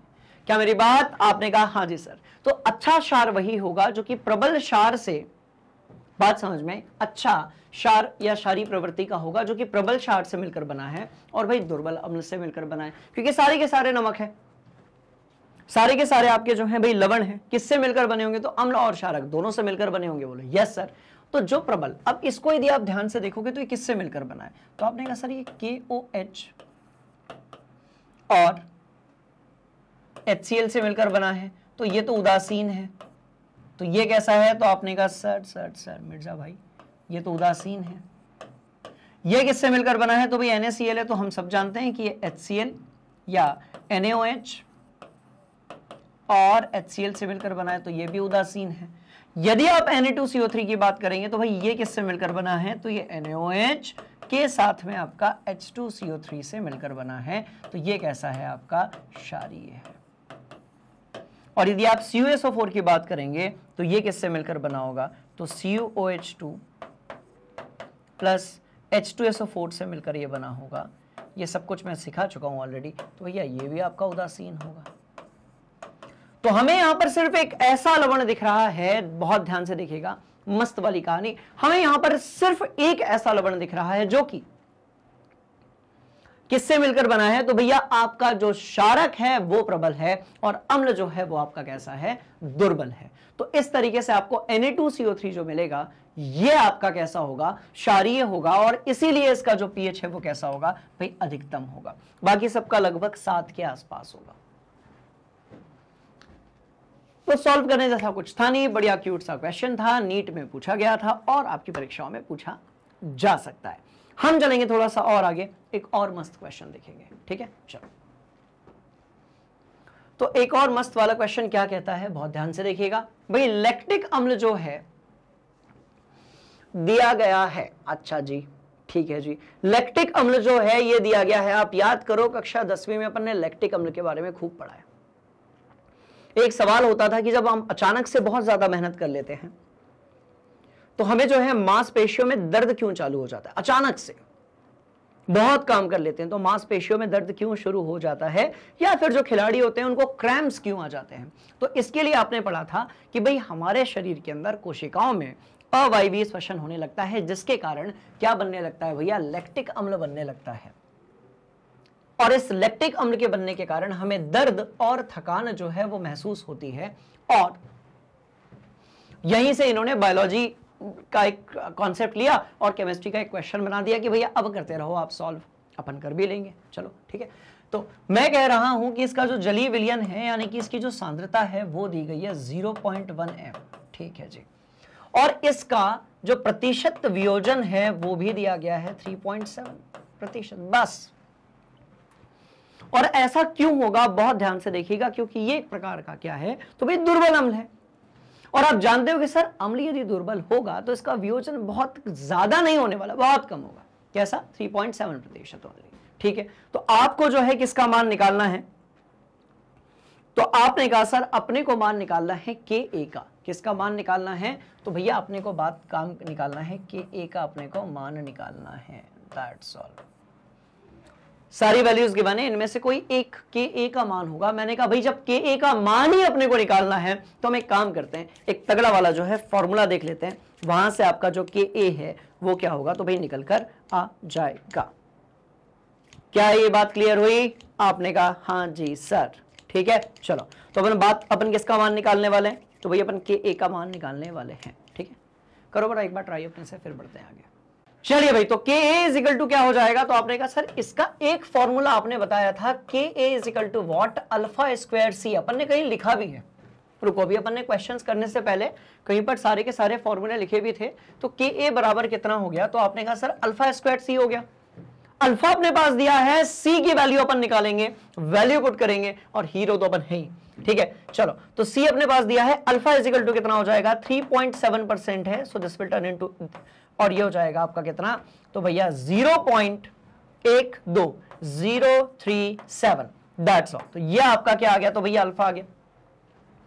करना क्या है, तो आपको सिर्फ वैल्यूज को पुट करना है। आपने कहा सर ये तो हम बड़े आसानी से कर देंगे, and this will turn into what, तो this will turn into what, 0.3 इसका स्क्वायर, और भैया इस जगह पर आपका आ जाएगा 0.1। तो अब यहां से हमें कैलकुलेट करना है Ka, तो इसके लिए क्या तरीका हो सकता है, तो इसके लिए एक तरीका यह हो सकता है कि मैं इस वाली वैल्यू जो है उसको लिख दूं 3.7 का स्क्वायर गुणा, हम इस तरफ लेकर आए हैं तो 10⁻⁻² का स्क्वायर गुणा 10⁻⁻1, so this will turn into 3.7 का स्क्वायर इंटू 10⁻, देखो -4 यहां पर था और ये -5 यहां पर हो गया, इसलिए हमारे पास सारे जो आंसर्स गिवन है वो -4 -5 इसके टर्म्स में गिवन है। अब बड़े ही ध्यान से देखिएगा, ठीक है। अब देखो एक क्वेश्चन में ये यहां पर दिया गया है 10⁻⁻4 वाला। अब कई बार बच्चे जोश में आकर जो है उसी को सही कर देते हैं, पर हम चेक कर लेते हैं कि वो सही आंसर है या नहीं है। मेरे को तो नहीं लग रहा, क्योंकि वहां पर 3.7 का स्क्वायर है और उधर क्या दिया है 3.7 इंटू 10⁻⁻4। तो इस हिसाब से 3.7 को 3.7 से मल्टीप्लाई करोगे तो कितना आएगा, 4 को 4 से करते हैं तो 16 आता है, 16 आता है, 3 को 3 से करते हैं तो भैया 9 आता है, 3.7 को 3.7 से करेंगे तो मतलब 9 और 16 के बीच में आएगा, तो मान लेते हैं 1.3 आ रहा है, ठीक है। कितना, 13 के आसपास आ रहा है, मान लेते हैं 13-14 आ रहा है, ठीक है, इंटू 10⁻⁻5, या फिर आप कह सकते हो 1.3 इंटू 10⁻⁻4। देखो भैया यहां पर अपने को एग्जैक्ट कैलकुलेशन की कोई जरूरत नहीं है, क्योंकि इसमें समय ज्यादा लगेगा। मैं बार बार बता रहा हूं कि भाई एमसीक्यू क्वेश्चंस करते टाइम पर आपको समय का ध्यान रखना बहुत जरूरी है। तो ये आपका ऐसा कुछ हो जाएगा, हम इससे मिलता जुलता देख लेते हैं। तो भाई ये हमारा मिलता जुलता क्या है, तो जवाब यहां पर ऑलरेडी दिया हुआ है और यही होगा हमारा सही जवाब, ठीक है। चलो, तो लैक्टिक अम्ल ने बड़ा परेशान किया, ठीक है जी। चलिए जी थोड़ा और आगे बढ़ेंगे, आ जाओ। मैं कह रहा हूं 100 डिग्री सेल्सियस पे जो जल है इसका Kw दिया गया है, 25 डिग्री सेल्सियस पर जो जल है इससे 55 गुना ज्यादा लिखा है। 100 डिग्री सेल्सियस पर जो जल का Kw है वो 25 डिग्री सेल्सियस पर इसके मान का 55 गुना ज्यादा होता है। तो भाई 25 डिग्री सेल्सियस पर 10⁻⁻14 होता है। हम सभी भी जानते हैं कि तापमान के बढ़ने से जल का जो Kw है, यानी कि जो वियोजन स्थिरांक है किसके लिए, भाई जल के लिए, जिसको आप लोग Kw कहते हो, 25 डिग्री सेल्सियस पर कितना होता है, तो आपने कहा सर 10⁻⁻14। और जैसे जैसे आप तापमान बढ़ाते हो इसकी वैल्यू में क्या होती है भाई, बढ़ोतरी होती है। तो 100 डिग्री सेल्सियस पर हम बात करेंगे तो 100 डिग्री सेल्सियस पे आपका जो KW है, मैं कह रहा हूं 100 डिग्री सेल्सियस पे आपका जो KW है वो कितना होगा, तो आपने कहा सर ये हो जाएगा आपका 55 गुणा KW जल का किस पर, 25 डिग्री सेल्सियस पे। तो हम इसको क्या लिख सकते हैं भाई, 55 गुणा 10 की घात -14 लिख सकते हैं, ठीक है। तो ये आपका KW हो गया। चलो भाई यहां पर की बात खत्म हुई। और हमसे क्या पूछा गया भाई, इसका pH जो है वो आपको बताना है। तो भाई सीधी सी बात है, आपको यदि pH बताना है तो pH के लिए आपको H+ आयन की सांद्रता तो आपको पता होनी ही चाहिए। तो H+ आयन आपके पास जो भी दिया गया है इसकी सांद्रता आपको बहुत बढ़िया तरीके से पता होनी चाहिए। क्या ये बात आपने कहा हाँ जी सर। तो हम एक बढ़िया वाली चीज जानते थे कि भाई H+ आयन जो होगा इसकी सांद्रता क्या होगी। तो आपको पता है कि H+ आयन जो है इसकी सांद्रता क्या होगी, तो अंडर रूट मारने का आपको क्या, 55 गुणा 10 की घात -14, दैट्स ऑल। अब यहां से अपन बड़े आसानी से जो है pH कैलकुलेट कर सकते हैं। आइए pH कैलकुलेट करते हैं। So pH will turn into what, pH is equal to minus log of, कितना आया था, तो भाई H+ का आयन, तो ये है आपका 55 गुणा 10 की घात -14, और देखो अंडर रूट है, वर्गमूल लगा हुआ है, तो अपन क्या करेंगे, तो भैया वर्गमूल को अपन कितना कहते हैं, 1/2 कहते हैं। बात समझ में आई, 1/2 कहते हैं। तो ये यहां पर 1/2 आ गया, तो वो तो खैर सामने आ जाएगा, कोई दिक्कत वाली बात नहीं है। सो pH will turn into what, -1/2, ठीक। और या तो एक काम करो ऐसे ले लो, -log 55 -log 10 की घात -14, तो यहां से अपन कुछ आंसर तो लेकर आ ही जाएंगे।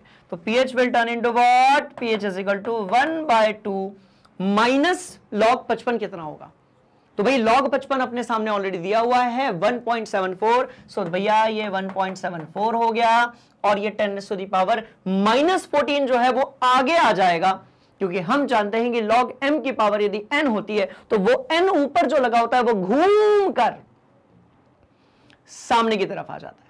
बड़ी इंटरेस्टिंग कहानी, बहुत ध्यान से देखिएगा। चलिए भाई, तो ये घूम कर इस तरफ आ जाएगा, and this will turn into what भैया 14। अब 14 में से आप क्या करो, फिर से कंप्यूटर महाशय हमसे कैलकुलेशन पूरा करवाएंगे।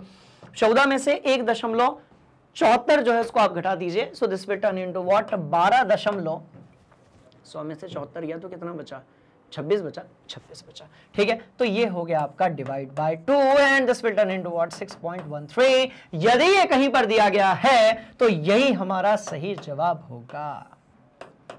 तो भैया यही अपना क्या होगा, तो आपने कहा सर सही जवाब होगा, और इस तरीके से अपन ने एक और तगड़ा वाला, मस्त वाला, शानदार वाला जो सवाल है वो लगा लिया है। और ऐसे क्वेश्चंस आपको तभी बनेंगे जब आप इन क्वेश्चंस की ढेर सारी क्या करोगे, तो भाई प्रैक्टिस करोगे। क्लियर है कहानी, बोलो यस सर, नोट किया जाए। पक्का पक्का पक्का पक्का। चलिए भाई अगला सवाल हम देखते हैं। एकदम हमारे पास बहुत सारे न्यूमेरिकल्स क्वेश्चंस के बाद एक मस्त वाला थ्योरेटिकल क्वेश्चन है, इसकी अपन बारे में बात कर लेते हैं, आ जाओ। तो निम्न पदार्थों के सममूलीय विलयन अलग अलग बनाए गए हैं, इनमें से कौन सा उच्चतम पीएच मान वाला होगा। तो उच्चतम पीएच वाला मतलब सबसे, पीएच के ज्यादा होने का मतलब क्षारीयता बहुत ज्यादा होनी चाहिए, अम्लीयता बहुत कम होनी चाहिए। तो जिसका सबसे ज्यादा कैसा होगा भाई, क्षारकीय होगा। सबसे ज्यादा कैसा होगा, तो आपने कहा सर क्षारकीय होगा। सबसे ज्यादा कैसा होगा, तो आपने कहा सर क्षारकीय होगा। तो सबसे ज्यादा बेसिक जो होगा उसका पीएच भी सबसे ज्यादा। चलिए भाई ठीक है। अब यदि यहां पर आप ध्यान से देखेंगे तो ये किससे मिलकर बना हुआ है, देखो ये तीनों जो है ना, और इस अकेले को यदि आप देखेंगे ना, बात समझ में आ रही है, इस अकेले को यदि आप देखेंगे और इन तीनों को देखेंगे तो आपको एक डिफरेंस नजर आएगा। क्या नजर आएगा भाई, डिफरेंस आपको जो है एक नजर आएगा, और वो क्या है, देखो ये आपके कैसे होते हैं भाई, कम आयनिक होते हैं। और यदि आप BaCl2 की बात करेंगे तो ये कैसा है आपका भाई, ज्यादा आयनिक है, बहुत ज्यादा आयनिक देगा, ठीक है। ये आपका जो है प्रबल एक प्रकार का आयनिक या विद्युत अपघट्य है जो कि बहुत सारे आयन जो हैं जल में जाने के बाद क्या करेगा, बहुत ध्यान से देखिएगा, रिलीज करेगा, जिसके कारण आपको बहुत सारे OH- आयन मिलेंगे और सबसे ज्यादा क्षारकीय आपका होगा बैरियम क्लोराइड। क्या होगा? तो आपने कहा सर बैरियम क्लोराइड सबसे ज्यादा क्षारकीय होगा। तो ये एक लॉजिकल क्वेश्चन था, इसको आप रट नहीं सकते, कॉन्सेप्ट को समझना पड़ेगा। आप कॉपी में नोट करेंगे और हम चलेंगे अगले वाले क्वेश्चन के तरफ। आ जाइए, क्या बात हो रही है? यहां पर बात हो रही है कि एक तरफ आपके पास में है CH3COONA, मतलब भैया आपके पास में एक लवण है, बोलो यस सर। और ये जो लवण है आपके पास में वो है आपका CH3COONA, और यहां पर आपके पास में जो इसकी सांद्रता दी गई है, कितनी दी गई है? तो आपने कहा सर बड़ी मस्त वाली कहानी है, 0.2 m दी गई है। चलो भाई, कुछ ऐसी ही कहानी हमारे पास अम्ल के लिए भी दी गई है। तो बेसिकली हम क्या कर रहे हैं कि हम एक लवण में हम एक अम्ल को जो है मिक्स कर रहे हैं, राइट। और यहां पर H+ आयन कितना होगा उसके बारे में हम बात कर रहे हैं। चलिए भाई, तो CH3COOH यहां पर आ जाएगा एंड दिस वन इतना, और हमें जो है H+ आयन निकालना है। तो अब यदि आप एक लवण को और उसी से बने हुए एक अम्ल को क्या करने वाले हो, यदि आपस में मिक्स करने वाले हो, तो यहां पर H+ आयन की कुछ ना कुछ सांद्रता होगी। तो हमने कहा यार यहां पर जो pH है, ठीक है, तो आप ध्यान से देखेंगे भाई ये क्या बना रहा है, तो ये बना रहा है आपका अम्ल एवं लवण विलयन। क्या बना रहा है? तो आपने कहा सर ये बना रहा है अम्ल और लवण विलयन, और ये जो अम्ल और लवण विलयन बनाएगा इसके pH के लिए अपने को एक फॉर्मूला देखना पड़ेगा, बस खत्म बात। तो मैंने कहा परेशान होने वाली कोई बात नहीं है, फॉर्मूला अभी लिखवाया था मैंने थोड़ी देर पहले। See here is the formula, pH is equal to what, pKa, right. pH is equal to what, pKa plus log जो ऊपर नमक है आपको उसका सांद्रता बटे आपकी जो अम्ल है उसकी सांद्रता। तो इस सूत्र को अपन लिख लेते हैं, बहुत ध्यान से देखिएगा। तो भाई सूत्र कहता है pH बराबर क्या, तो देखो ध्यान से, तो pKa प्लस यहां पर आपका हो जाएगा लॉग, राइट। यहां पर आपका क्या हो जाएगा भाई, लॉग हो जाएगा, ऊपर की तरफ लवण आ जाएगा which is already given here, नीचे की तरफ जो है वो क्या आ जाएगा, तो आपने कहा सर अम्ल आ जाएगा। क्या ये बात आपके समझ में आ गई? आपने कहा हाँ जी सर। और इस तरीके से यहां पर हम pKa, हाँ दिया रे बाबा, के भी दिया रे बाबा। चलो, तो pH बराबर कितना हो जाएगा, तो भैया देखो pKa की जगह पर लिख सकते हो माइनस लॉग ऑफ Ka, बोलो यस सर, प्लस यहां पर आप लॉग ऑफ, तो लवण जो है उसकी सांद्रता कितनी दी है, तो भैया सीधी सी बात दी है 0.2 बटे यहां पर कितनी दी है, तो आपने कहा सर 0.1। और इस तरीके से एक कहानी कैसी हो जाती है, बड़ी ही सिंपल, बड़ी ही इंटरेस्टिंग, बड़ी ही मजेदार।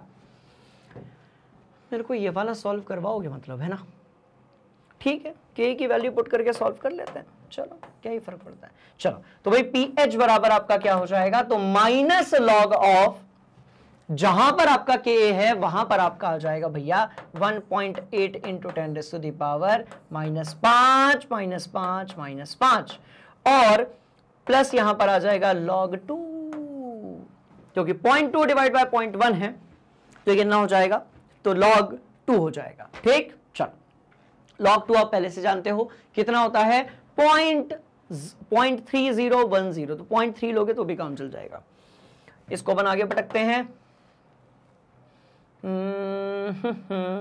माइनस लॉग ऑफ, रुको, माइनस लॉग ऑफ 1.8, ठीक है, plus minus log of 10⁻⁻5 plus log 2 को 0.3 लिख लेते हैं।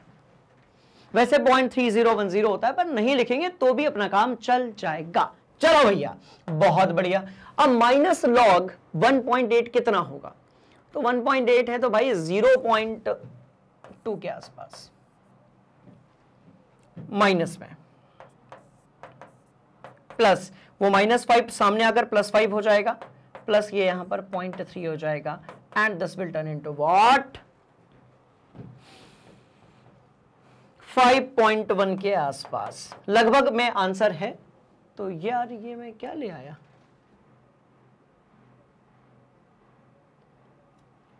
मुझे इतना करना ही नहीं था क्या? तो मैं पीएच लेकर आ गया। यहां से मैं, अच्छा ओके, यहां मैं पीएच लेकर अभी आया हूं, यहां से मैं H प्लस आयन जो है इसकी सांद्रता निकाल सकता हूं।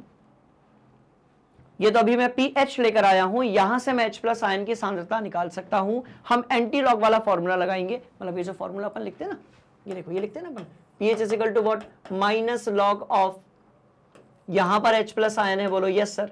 तो यदि मुझे H प्लस आयन निकालना है तो उसके लिए मुझे pH का पता होना बहुत जरूरी था। तो pH हम लगभग निकाल कर ला चुके हैं, वहां से आप एंटी लॉग निकालना, इनमें से कोई एक आंसर जो है वो आपका आ जाएगा। और pH से H प्लस आयन की सांद्रता निकालने वाला जो फॉर्मूला है, कॉन्सेप्ट है, वो अपन कई बार डिस्कस कर चुके हैं, तो आप क्रॉस चेक करेंगे।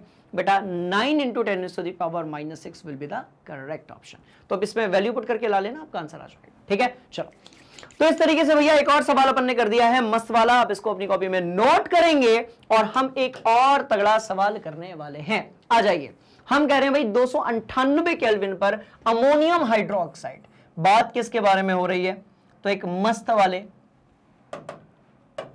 दुर्बल क्षारक के बारे में बात हो रही है, जिसको हम लोग बोलते हैं अमोनियम हाइड्रोक्साइड का आयनिक स्थिरांक यानी कि Kb जो है वो दिया गया है 1.77। चलो भाई, इंटू 10⁻⁻, भी इंटू 10⁻⁻5 भी है। चलिए, अमोनियम क्लोराइड का जल स्थिरांक, अपघटन स्थिरांक आपको निकालना है, मतलब कि NH4Cl जो है आपको निकालना है। जल अपघटन स्थिरांक यानी कि KH आपको निकालना है। बड़ी मस्त वाली कहानी है कि भैया Kb जो है वो यहां पर दिया गया है और KH जो है वो आपको क्या करना है? तो आपने कहा सर कैलकुलेट करना है, और ये कहानी बड़ी इंटरेस्टिंग हो जाएगी, बहुत ध्यान से देखिएगा। तो क्या हमारे पास एक ऐसा सूत्र है? तो बिल्कुल हमारे पास एक सूत्र है जिसमें हम कहते हैं कि भाई KH जो होगा, जल का जो स्थिरांक है, बात समझ में आई, KH जो होगा उसको हम इजीली निकाल सकते हैं KW डिवाइड बाय KB। चलो, तो मैंने कहा भैया KH बराबर क्या होगा? तो आपने कहा sir KW divide by KB होगा। आपने कहा सर KW कछु होता है क्या? बिल्कुल होता है, 298 केल्विन दिया है, तो इस पर कितना होगा? तो 10⁻⁻14 होगा आपका, है ना, क्योंकि ये कितना है? तो आपने कहा सर ये 25 डिग्री सेल्सियस है, तो ये हो जाएगा आपका 10⁻⁻14 डिवाइड बाय KB कितना दिया है? तो आपने कहा सर 1.77 इंटू 10⁻⁻5। बहुत बढ़िया भैया। चलो, थोड़ा अपन जो है तहस नहस करना शुरू करते हैं कॉन्सेप्ट्स को। तो इसको कितना लिख दें? 100 डिवाइड बाय 1.77 इंटू 10 की घात -15 यहां पर हो जाएगा, इंटू ऊपर जाकर ये 5 हो जाएगा, and this will turn into what? 10 divide by 1.77। क्या मैंने पावर सही कैलकुलेट की? हाँ जी, अपन 1 था ना सामने, तो अपन उसको अपन ने 10 बाहर निकाल लिया, तो ऐसा हो गया। हाँ ठीक है, सही किया, सही किया, सही किया, सही किया, सही किया।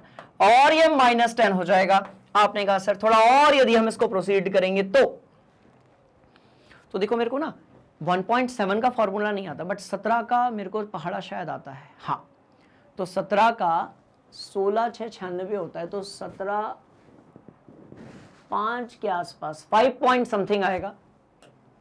ये क्लियर है? 5 पॉइंट कुछ आएगा, गुणा 10 की घात -10 आ जाएगा। मतलब ये वाला जो आंसर है वो बिल्कुल कहां गया रे भैया? सही होगा। तो मैं क्या कह रहा हूं, आप प्लीज बार बार जो है एग्जैक्ट कैलकुलेशन पे एमसीक्यूज में बिल्कुल फोकस ना करें।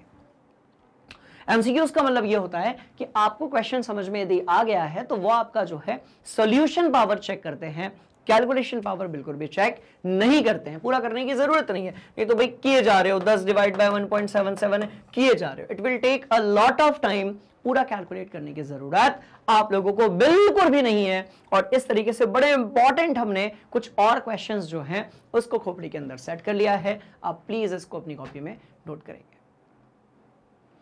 डन? बोलो यस सर। और बेटा बड़े ध्यान से सुनेंगे इस बात को कि पार्ट 2 जो था एमसीक्यू क्वेश्चंस का, आपका जो इक्विलिब्रियम वाला अध्याय वहां से वो हमने कंप्लीट कर लिया है। अब हम बात करेंगे पार्ट 3 के बारे में, जो कि मिलेगा आपको आपके अपने फेवरेट एजुकेशनल प्लेटफॉर्म पे, राइट, जिसका नाम क्या है? तो आपने कहा sir magnet brains for English medium students and magnet brains Hindi medium for Hindi medium students, जहां पर आपको इंग्लिश मीडियम में मिलती हैं नर्सरी से लेकर 12 तक। ये सारी जो चीजें हैं बिल्कुल free of cost. On the same way यदि हम बात करें तो हिंदी मीडियम में 7वीं से लेकर 12वीं तक सभी हिंदी मीडियम बोर्ड्स के लिए सभी कक्षाएं मिलती हैं हाई क्वालिटी कंटेंट के साथ में आप हमारी नोट्स और ई बुक्स जो है उसको भी एक्सेस कर सकते हो, जिसकी जो लिंक है या तो नीचे डिस्क्रिप्शन में गिवन होगी या फिर ऊपर कहीं पर गिवन होगी, वहां से आप चेक कर सकते हो। और यदि कहीं पर कोई परेशानी है तो प्लीज आप कमेंट बॉक्स में जाकर अपना डाउट क्लियर कर सकते हैं। हम मिल रहे हैं अगली क्लास में। बने रहिए मैग्नेट ब्रेन्स हिंदी मीडियम के साथ। लाइक कीजिए, शेयर कीजिए और सब्सक्राइब कीजिए।